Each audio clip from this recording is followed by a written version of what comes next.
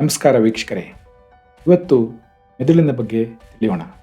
ನಾನು doctor Suresh Patadmath, professor of psychiatry, ನಿಮ್ಯಾನ್ಸ್ನಲ್ಲಿ ಕೆಲಸ ಮಾಡ್ತಾ ಇದ್ದೇನೆ. ಯಾಕೆ ನಾವು ಮೆದುಳು ಬಗ್ಗೆ ಇದು ಮೊದಲನೇ ಪ್ರಶ್ನೆ. ನೋಡಿ, ಮೆದುಳು ನಮ್ಮ ದೇಹದ ಬಹಳ ಮುಖ್ಯ ಅಂಗ. ಅಂದರೆ ಮೆದುಳು ನಮ್ಮ ಪ್ರಪಂಚದ ಪರಿಸರವನ್ನು ಗ್ರಹಿಸುತ್ತೆ. ಪಂಚೇಂದ್ರಿಯ ಅಂತ.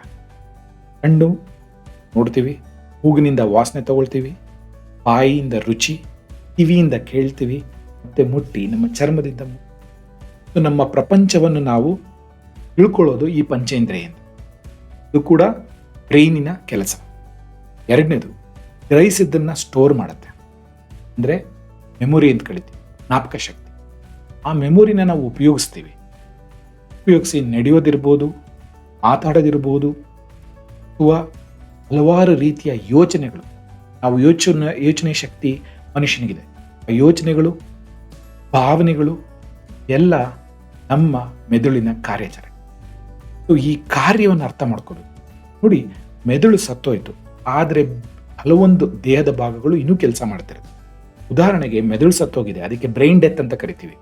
ಆದರೆ ಹಾರ್ಟ್ ಬೀಟ್ ಆಗ್ತಾ ಇದೆ, ಕಿಡ್ನಿ ಕೆಲಸ ಮಾಡ್ತಾ ಇದೆ, ಈವನ್ ಕೆಲವೊಮ್ಮೆ ಲಂಗ್ಸ್ ಕೂಡ ಕೆಲಸ ಮಾಡ್ತಾ ಇದೆ.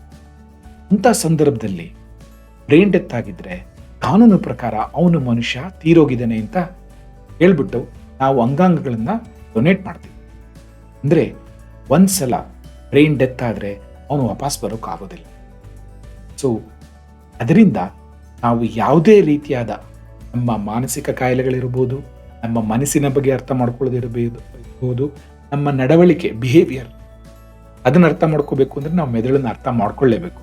ಮೆದುಳನ್ನು ಅರ್ಥ ಮಾಡ್ಕೊಳ್ದಲೆ ನಾವೇನು ಕಲಿಯೋಕ್ಕಾಗೋದಿಲ್ಲ. ಬನ್ನಿ ವೀಕ್ಷಕರೇ, ನಾವು ಇವತ್ತು ಮೆದುಳಿನ ಬಗ್ಗೆ ತಿಳ್ಕೊಳ್ಳೋಣ. ಸೊ ಮೆದುಳು ಹೇಗೆ ಕಾಣುತ್ತೆ? ಈಗ ನಾವು CT ಸ್ಕ್ಯಾನ್ ಅಂತ ಹೇಳ್ತೀವಿ. CT ಅಂದರೆ ಕಂಪ್ಯೂಟರೈಸ್ಡ್ ಟೊಮೊಗ್ರಫಿ ಅಂತ. CT ಸ್ಕ್ಯಾನಲ್ಲಿ ಈ ನೋಡಿ, ಇಲ್ಲಿ ಕಾಣ್ತಾ ಇದೆಯಲ್ಲ, ಆ ರೀತಿ ಇರುತ್ತೆ. ಸೊ ಒಂದು CT ಸ್ಕ್ಯಾನ್. ಇನ್ನೊಂದು ಕಾಸ್ಟ್ಲಿ ಆದರೆ MRI, ಮ್ಯಾಗ್ನೆಟಿಕ್ ರೆಸೊನೆನ್ಸ್ ಇಮೇಜಿಂಗ್ ಅಂತ ಕರೀತೀವಿ. ನೋಡಿ ಮೆದುಳು ಯಾವ ರೀತಿ ಕಾಣುತ್ತೆ. ಮೆದುಳಿದೆ, ಮೆದುಳಿನ ಕೆಳಗಡೆ ಮೆದುಳಿನ ಬೆನ್ನಿನ ಹುರಿ ಅಂತ ಕರಿತೀವಿ, ಅದಕ್ಕೆ ಸ್ಪೈನಲ್ ಕಾರ್ಡ್ ಕೂಡ ಹೋಗ್ತಾ ಇದೆ. ಸೊ ಇದು ಸ್ಕ್ಯಾನಿನಲ್ಲಿ ಬದುಕಿರೋ ಮನುಷ್ಯನ ಏನೇನು ಮೆದುಳಿನ ಭಾಗಗಳು. ಮೊದಲನೇದು ಸೆರೆಬ್ರಮ್ ಅಂತ ಕರಿತೀವಿ, ಇದು ಮೇಲ್ಗಡೆ ಇದೆ. ಅದ್ರ ಸೆರೆಬ್ರಮ್ ಕೆಳಗಡೆ ಸೆರೆಬೆಲಮ್ ಅಂತ ಕರಿತೀವಿ.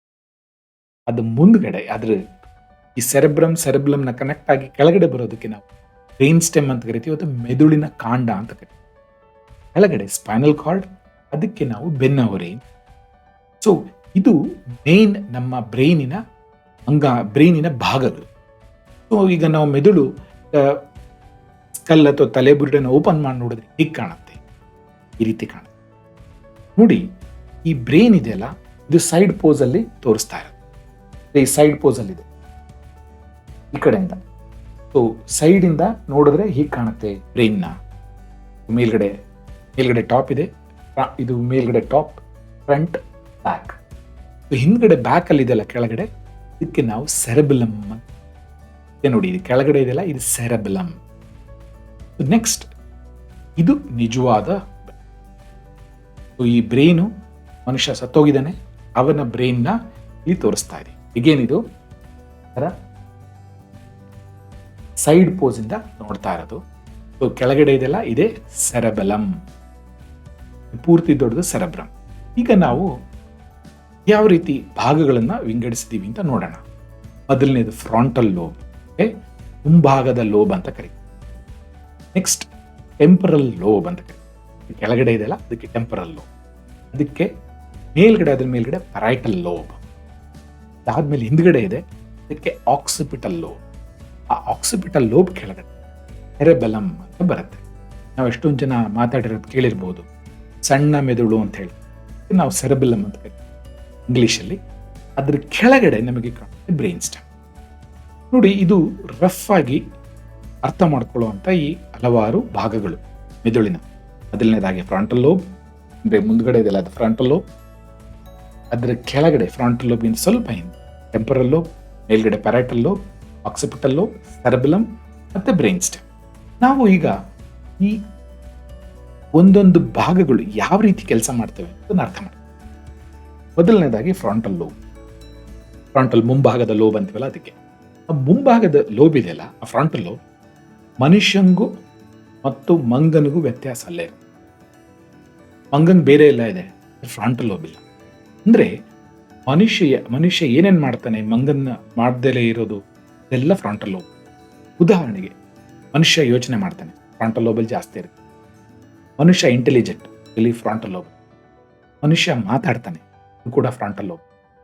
ಮನುಷ್ಯ ತನಗೆ ಏನಾದರೂ ಕೋಪ ಬಂದರೆ ಸಿಟ್ಟು ಬಂದರೆ ತಡೆಯೋ ಶಕ್ತಿ ಇರುತ್ತಲ್ಲ, ತಡೆಗಟ್ಟೋ ಶಕ್ತಿ, ಏನಂತಾರಲ್ಲ ಯಾವುದೇ ರೀತಿಯಾದ ಆಸೆ ಆಕಾಂಕ್ಷೆಗಳು ಕೋಪಗಳು ಭಾವನೆಗಳನ್ನು ಹಿಡಿದಿಡೋದು ಫ್ರಾಂಟಲ್ ಲೋಬ್.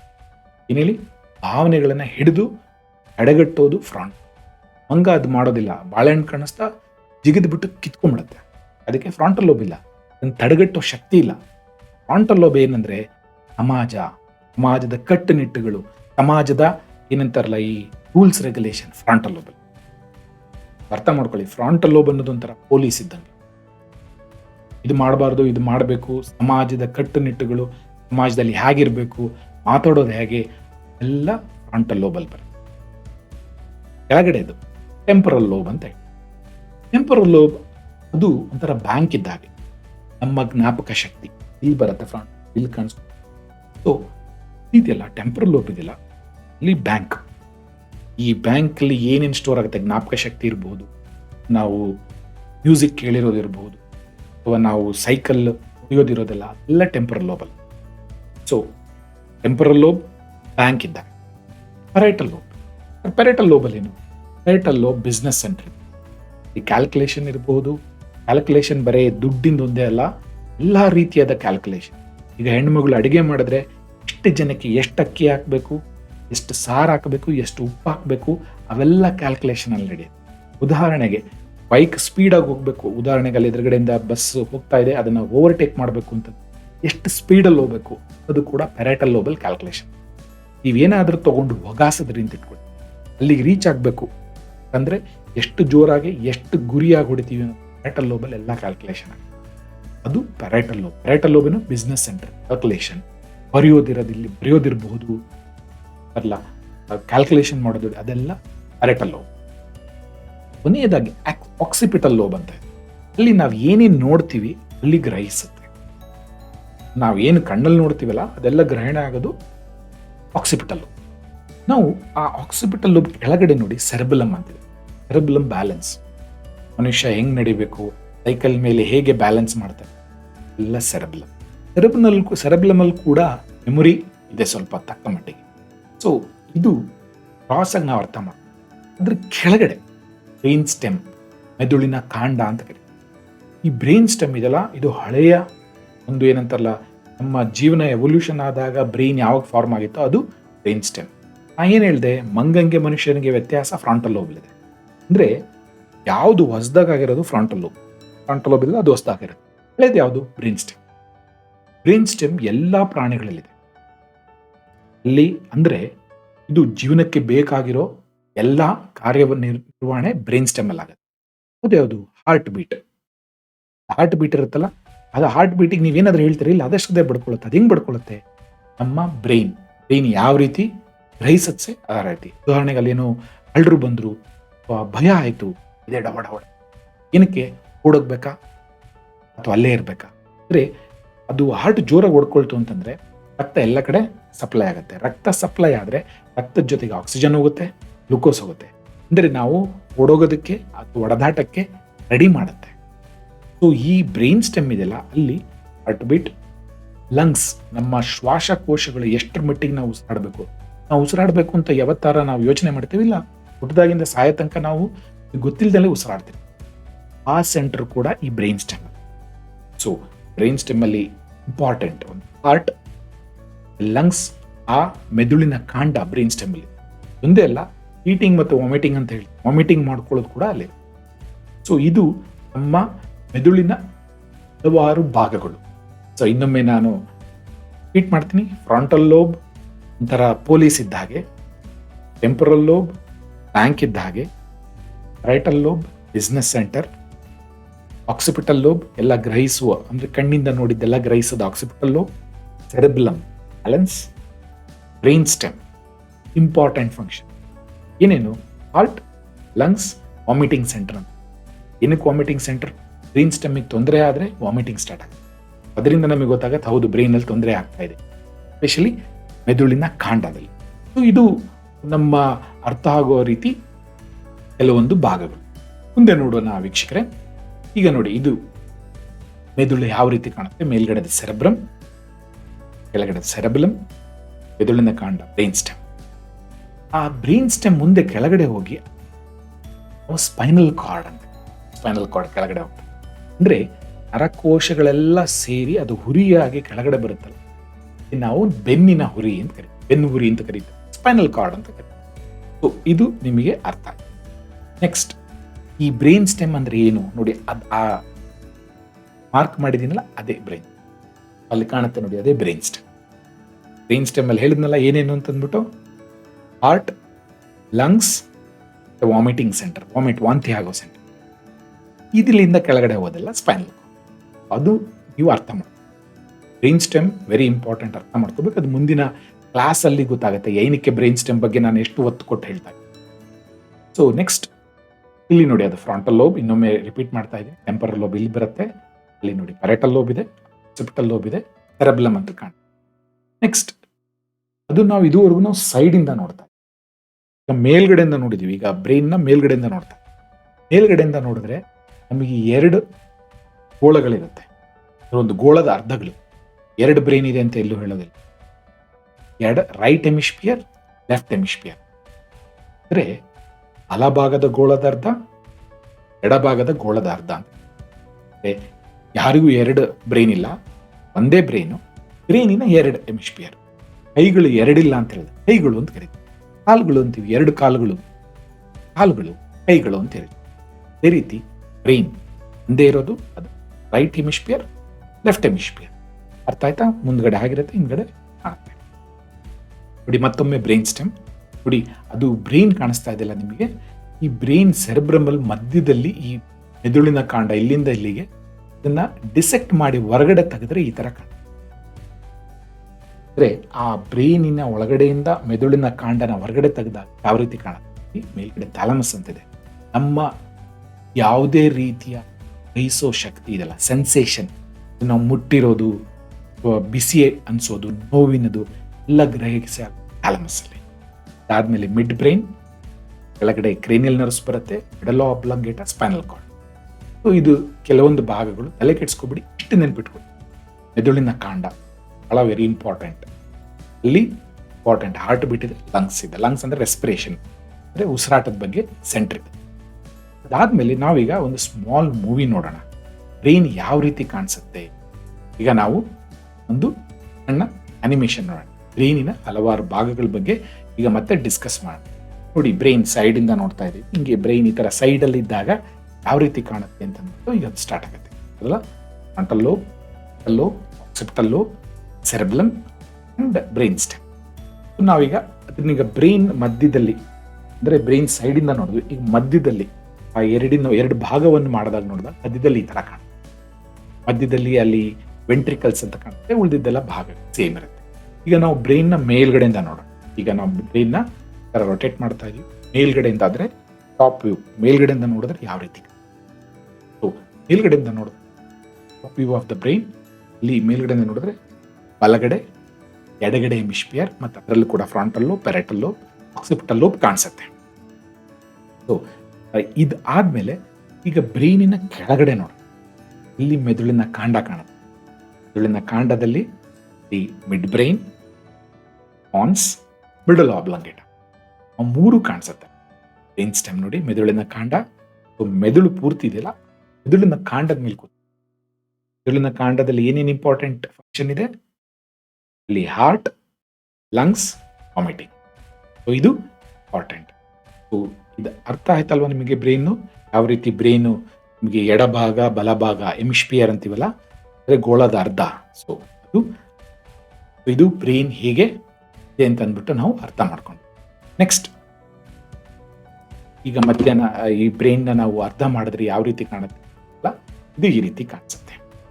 ಸೊ ಅದೇ ನಾವು ಹೇಳಿದ್ವಲ್ಲ, ಈ 2 ಗೋಳಾರ್ಧಗಳು ಕನೆಕ್ಟ್ ಆಗಿರೋದು, ಪ್ಲಸ್ ಇದನ್ನೇನು ತೋರಿಸಿದ್ವಲ್ಲ ಅದು ಥ್ಯಾಲಮಸ್ ಅಂತ ಹೇಳ್ತೀವಿ, ಪ್ಲಸ್ ಇದಕ್ಕೆ ನಾವು ಥ್ಯಾಲಮಸ್ ಅಂತ ಕರಿತೀವಿ. ಇದು ನಿಮಗೆ ಗೊತ್ತಾಯ್ತು, midbrain, spinal cord, medulla oblongata, pons ಅವಾಗಲೇ ತೋರಿಸಿದ್ನಲ್ಲ, ಹಿಪೋಥಾಲಮಸ್, ಪೀನಿಯಲ್ ಗ್ಲ್ಯಾಂಡ್. ಈಗ ನೋಡಿ ಇಲ್ಲಿ ಒಂದು ಇಂಪಾರ್ಟೆಂಟ್ ಭಾಗವನ್ನು ತೋರಿಸ್ತಾ ಇದೆ, ಪಿಟ್ಯೂಟರಿ ಗ್ಲ್ಯಾಂಡ್, ಪಿಟ್ಯೂಟರಿ ಗ್ರಂಥಿಗಳು. ಸೊ ಅದು ಪಿಟ್ಯೂಟರಿ ಗ್ಲ್ಯಾಂಡ್ ಬಗ್ಗೆ ನಾವು ಆಮೇಲೆ ಮಾತಾಡೋಣ. ಸೆರೆಬೆಲಮ್, ಮೇಲ್ಗಡೆ ಕಾರ್ಪಸ್ ಕ್ಯಾಲೋಸಮ್. ಇದು ಎಲ್ಲ ವೇರಿಯಸ್ ಪಾರ್ಟ್ಸ್ ಆಫ್ ಈ ಮೆದುಳಿನ ಮಧ್ಯದಲ್ಲಿ ಕಟ್ ಮಾಡಿ ನೋಡಿದ್ರೆ ಯಾವ ರೀತಿ ಈ ಪಿಟ್ಯೂಟರಿ ಗ್ರಂಥಿ ನೋಡಿ. ಆ ಪಿಟ್ಯೂಟರಿ ಗ್ರಂಥಿ ಇದೆಯಲ್ಲ, ಇದು ಮಾಸ್ಟರ್ ಗ್ರಂಥಿ ಅಂತ. ಅದು ನಮ್ಮ ಬಾಡಿಯಲ್ಲಿರೋ ಎಲ್ಲ ಗ್ರಂಥಿಗಳನ್ನ ಕಂಟ್ರೋಲ್ ಮಾಡುತ್ತೆ. ಅದನ್ನ ಅರ್ಥ ಮಾಡ್ಕೋಬೇಕು. ಡಿಪ್ರೆಷನ್ ಅಲ್ಲೆಲ್ಲ ಇದು ಬಹಳ ಇಂಪಾರ್ಟೆಂಟ್. ಇದು ಪಿಟ್ಯೂಟರಿ ಗ್ರಂಥಿ ಅಂತ ಪದೇ ಪದೇ ಹೇಳ್ತಾ ಇರ್ತಾರೆ ಈ ಸೈಕ್ಯಾಟ್ರಿ ಕ್ಲಾಸಸ್ ಅಲ್ಲಿ. ಇದ್ರ ಬಗ್ಗೆ ಅದಕ್ಕೋಸ್ಕರ ಪಿಟ್ಯೂಟರಿ ಎಲ್ಲಿದೆ ಅಂತಂದ್ರೆ ನೋಡಿ, ಥ್ಯಾಲಮಸ್ ಇದೆಯಲ್ಲ, ಆ ಥ್ಯಾಲಮಸ್ ಕೆಳಗಡೆ ಹೈಪೋಥಾಲಮಸ್ ಕೆಳಗಡೆ ಪಿಟ್ಯೂಟರಿ ಗ್ಲ್ಯಾಂಡ್. ಇದು ಗ್ರಂಥಿ, ಪಿಟ್ಯೂಟರಿ ಗ್ರಂಥಿ.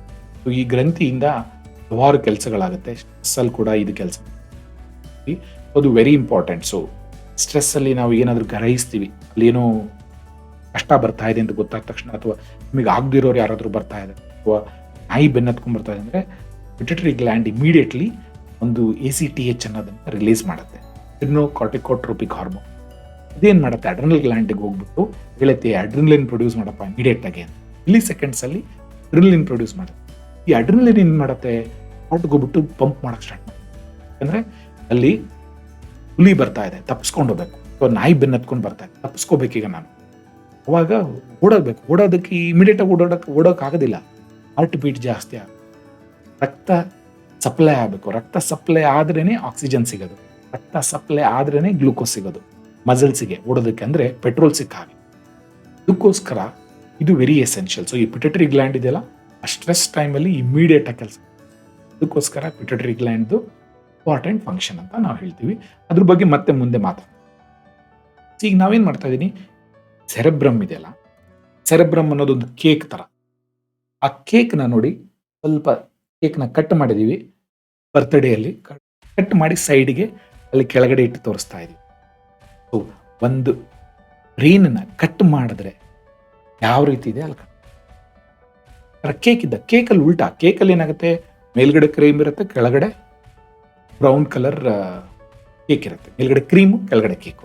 ಇಲ್ಲ ಹಾಗಲ್ಲ, ಬ್ರೈನಲ್ಲಿ ಉಲ್ಟಾ. ಮೇಲ್ಗಡೆ ಕೇಕ್ ಇರುತ್ತೆ, ಕೆಳಗಡೆ ಬಿಳಿ ಕ್ರೀಮ್. ಅದಕ್ಕೆ ನಾವು ಹೇಳ್ತೀವಿ ಮೇಲ್ಗಡೆ ಗ್ರೇ ಮ್ಯಾಟರ್, ಕೆಳಗಡೆ ವೈಟ್ ಮ್ಯಾಟರ್ ಅಂತ. ಇದ್ರ ಬಗ್ಗೆ ಸ್ವಲ್ಪದ್ರಲ್ಲಿ ಹೇಳ್ತೀನಿ, ಇಷ್ಟು ಅರ್ಥ ಮಾಡ್ಕೊಳ್ಳಿ.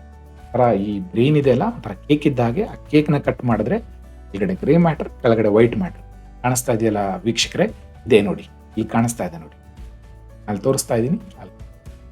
ಅದಾದ್ಮೇಲೆ ಮುಂದೆ ನೋಡಿ, ಇದನ್ನ ನಾವು ಬ್ರೈನ್ನ ಸ್ಲೈಸ್ ಮಾಡಿ ನೋಡಿದ್ರೆ ಯಾವ ರೀತಿ ಸ್ಲೈಸ್, ಈ ಟೊಮೆಟೊನ ಸ್ಲೈಸ್ ಮಾಡ್ತೀವಲ್ಲ ಆ ರೀತಿ ಸ್ಲೈಸ್ ಮಾಡಿ ನೋಡಿದ್ರೆ, ಆ ಕಡೆ ಇರೋದು ನಾರ್ಮಲ್ಲು, ಈ ಕಡೆ ಇರೋದು ಡಿಮೆನ್ಷಿಯಾ ಪೇಷಂಟ್. ನಾರ್ಮಲ್ ಪೇಷಂಟ್ ಅಲ್ಲಿ ನೋಡಿ ಕೇಕು ಪ್ಲಸ್ ವೈಟ್ ಮ್ಯಾಟರ್ ಎಲ್ಲ ಚೆನ್ನಾಗಿದೆ. ಆದರೆ ಡಿಮೆನ್ಷಿಯಾ ಅಂದ್ರೆ ಅರಳು ಮರಳು ಕಾಯಿಲೆಯಲ್ಲಿ ನೋಡಿ, ಬ್ರೈನ್ ಆಗ್ಬಿಟ್ಟಿದೆ. ಗ್ರೇ ಮ್ಯಾಟ್ರು ಕಡಿಮೆ ಆಗಿದೆ, ವೈಟ್ ಮ್ಯಾಟ್ರು ಕಡಿಮೆ ಆಗಿದೆ. ಅದಕ್ಕೋಸ್ಕರ ಅಲ್ಝೈಮರ್ಸ್ ಡಿಮೆನ್ಷಿಯಾ ಅಂತ ಕರಿತೀವಿ ನಾವು. ಅದನ್ನ ಅರ್ಥ ಮಾಡ್ಕೊ. ಆದ್ಮೇಲೆ ಈಗ ನಾವು ಇಷ್ಟೊಂದೆಲ್ಲ ಮೆದುಳು ಬಗ್ಗೆ ಮಾತಾಡಿದ್ವಿ. ಈ ಮೆದುಳು ಎಷ್ಟಿರುತ್ತೆ ಸರ್?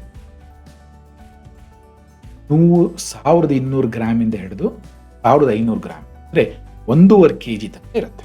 ಬಹಳ ಅಂದ್ರೆ 1ರಿಂದ 1.5 kg.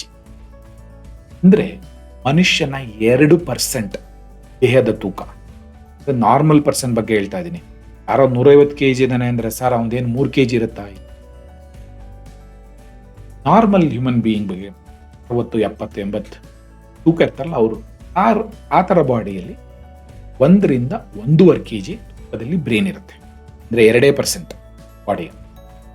ಆದರೆ ಈ 2% ಬಾಡಿಯಲ್ಲಿ ಬ್ರೈನಲ್ಲಿ ಸೆರೆಬ್ರಮ್ನೇ ಮೇನ್, ಬ್ರಹ್ಮ ಇದ್ದಂಗೆ. ಸೆರೆಬ್ರಮ್ ಇದೆಲ್ಲ ಒಂಥರ ಬ್ರಹ್ಮ ಇದ್ದಂಗೆ. ಅದೇ 85%. ಸೆರೆಬ್ರಮ್ ಸ್ವಲ್ಪ ಪರ್ಸೆಂಟೇಜ್, ಒಂದು 2-3%. ಉಳಿದಿದ್ದೆಲ್ಲ ಸ್ಪೈನಲ್ ಕಾರ್ಡ್ ಮತ್ತೆ ನರ್ವ್ಸ್ ಅಂತ ಹೇಳ್ತೀವಿ, ಬೇರೆ ನರ್ವ್ಸ್. ಇದ್ರ ಬಗ್ಗೆ ನಾವು ನೆಕ್ಸ್ಟ್ ಮಾತಾಡೋಣ. ನೆನ್ಪಿಟ್ಕೊಳ್ಳಿ, 1ರಿಂದ 1.5 kg ಮೆದುಳು. ಎಷ್ಟು ಪರ್ಸೆಂಟು?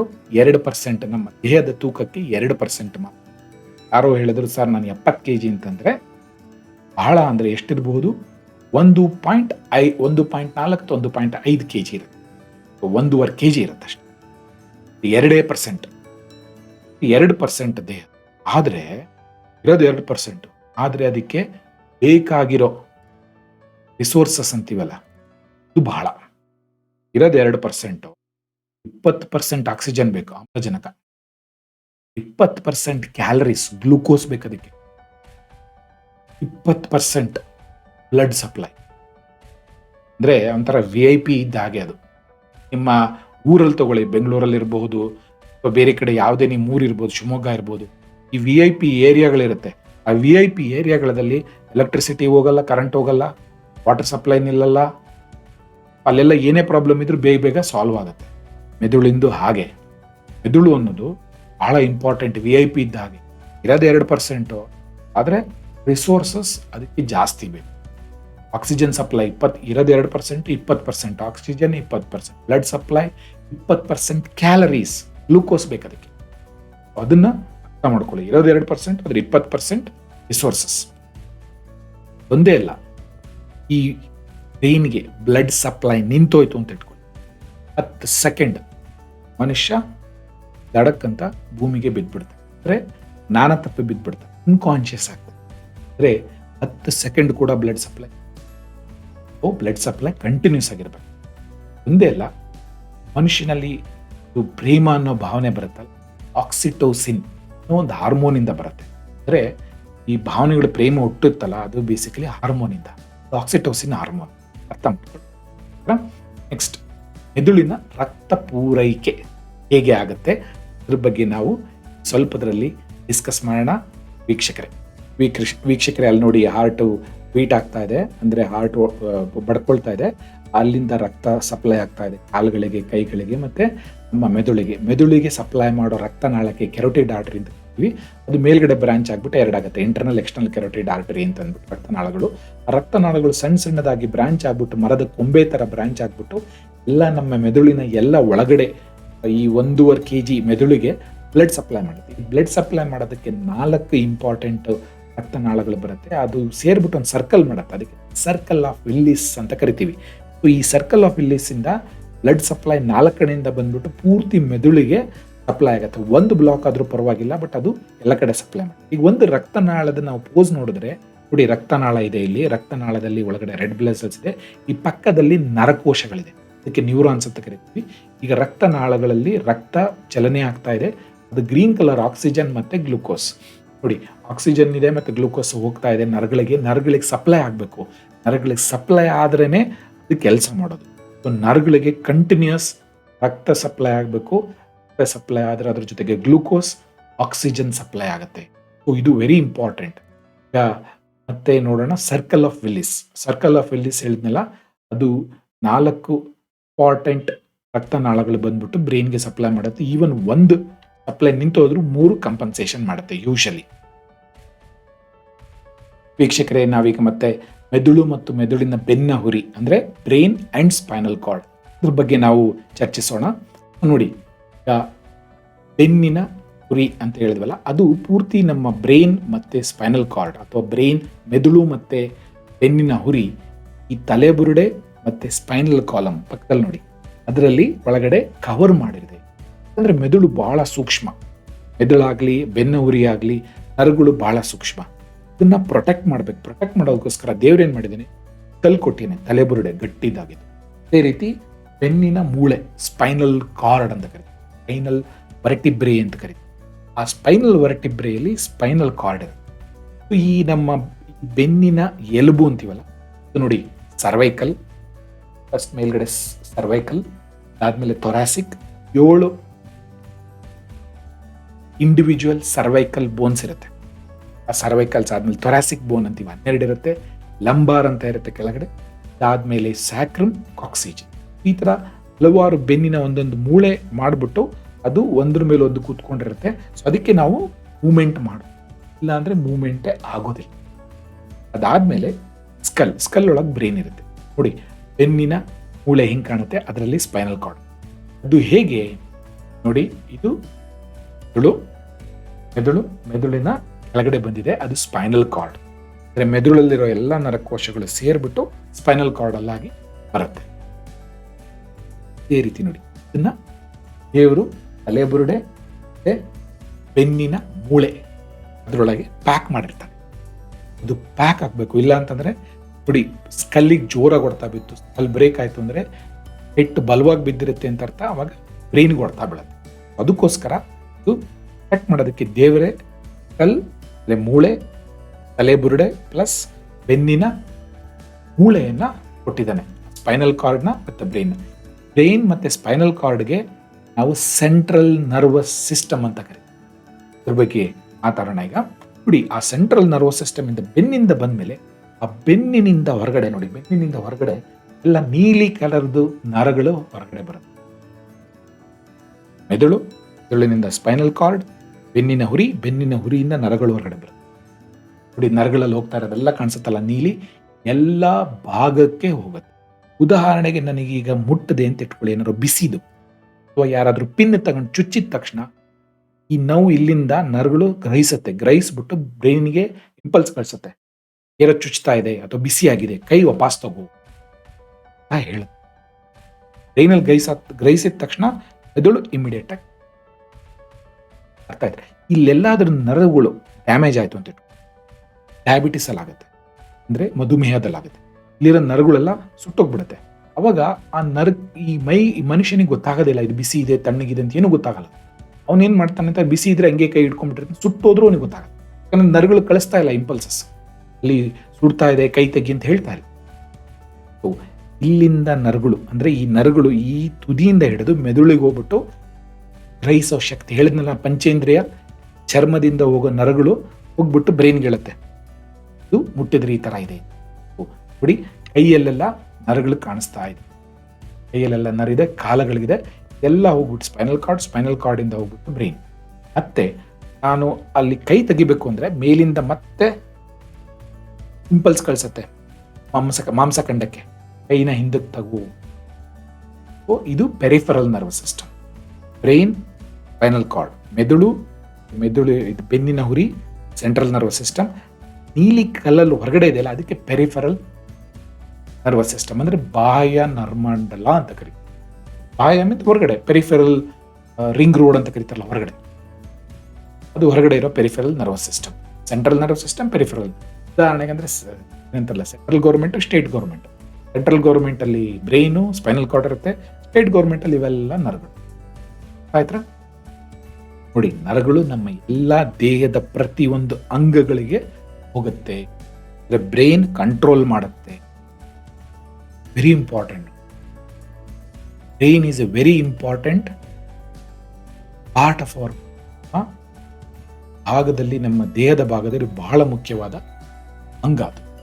ಈಗ ನೆಕ್ಸ್ಟ್ ಈ ಬ್ರೈನ್ ನೋಡಿ, ಬ್ರೈನ್ ಇದೆ, ಬ್ರೈನಿಂದ ಸ್ಪೈನಲ್ ಕಾರ್ಡ್ ಬಂದಿದೆ, ನರಗಳು ಹೋಗ್ತಾ ಇದಾವೆ. ಎಲ್ಲೆಲ್ಲಿ ಹೋಗುತ್ತೆ ನರಗಳು? ಒಂದು ಚರ್ಮಕ್ಕೆ ಹೇಳಿದೆ, ಮಾಂಸಖಂಡಕ್ಕೆ ಹೋಗುತ್ತೆ ಅಂತ ಹೇಳಿದೆ, ಒಳಗಡೆ ನಮ್ಮ ಹೊಟ್ಟೆ ಒಳಗಡೆ ಎಲ್ಲ ಕಣ್ಣಿಗಿರ್ಬೋದು, ಅಲ್ಲಿ ಏನಾದರೂ ನೋಡಿದ್ರೆ ಜೊಲ್ ಬರುತ್ತೆ ಬಾಯಲ್ಲಿ. ಅಂದ್ರೆ ಉದಾಹರಣೆಗೆ ಒಳ್ಳೆ ಮೈಸೂರು ಪಾಕ ನೋಡೋದು, ಲೈವರಿ ಗ್ಲ್ಯಾಂಡ್, ಹಾರ್ಟ್, ಹಶುವಾಗೋದು, ಕಿಡ್ನಿ, ಮೂತ್ರ ಒಂದಕ್ಕೆ ಹೋಗೋದು, ಟಾಯ್ಲೆಟ್ಗೆ ಹೋಗೋದು, ಕೌಸರ ಆಯಿತು, ಅದೆಲ್ಲ ಗ್ರಹಿಸಾಗೋದು ಬ್ರೈನಿಗೆ. ಸೊ ಇದು ಬಾಡಿಯಲ್ಲಿ ಎಲ್ಲ ಪಾರ್ಟ್ಸ್ಗೂ ಬ್ರೈನಿಂದ ನರಕೋಶಗಳು ಎಲ್ಲ ಕಡೆಗೆ ಹೋಗ್ಬಿಟ್ಟು, ನರ್ವ್ಸ್ ಎಲ್ಲ ಕಡೆಗೆ ಹೋಗ್ಬಿಟ್ಟು ಸಪ್ಲೈ ಮಾಡುತ್ತೆ. ಬ್ರೈನ್ ಬಹಳ ಮುಖ್ಯವಾದ ಅಂಗ. ನಾವು ಈಗ ಬ್ರೈನಿಂದ ಮೆದುಳಿನ ಹೊದಿಕೆಗಳ ಬಗ್ಗೆ ಮಾತಾಡೋಣ. ಆವಾಗಲೇ ಹೇಳಿದೆ, ಬ್ರೈನ್ ಮತ್ತು ಬ್ರೈನ್ ಮೇಲೆ ಕವರಿಂಗ್ಸ್ ಇದೆ. ದೇವರೇ ನಮಗೆ ಪ್ಯಾಕ್ ಮಾಡ್ಬಿಟ್ಟಿದ್ದಾನೆ. ಉದಾಹರಣೆಗೆ ಅಮೆಝಾನ್ ಅಥವಾ ನಾವು ಫ್ಲಿಪ್ಕಾರ್ಟ್ ಅಲ್ಲಿ ತಂದ್ರೆ ಎಲ್ಲ ಪ್ಯಾಕ್ ಮಾಡ್ತಾ ಇರ್ತಾರಲ್ಲ, ರೀತಿ ದೇವರೇ ಪ್ಯಾಕ್ ಮಾಡಿ ಕಳಿಸಿಲ್ಲ. ಅದು ಪ್ಯಾಕಿನ ಬಗ್ಗೆ ಮಾತಾಡ. ನೋಡಿ, ಅಲ್ಲಿ ಬ್ರೈನ್ ಇದೆ, ಮೆದುಳಿನ ಮೇಲ್ಗಡೆ ಕವರಿಂಗ್ಸ್ ಇದೆ.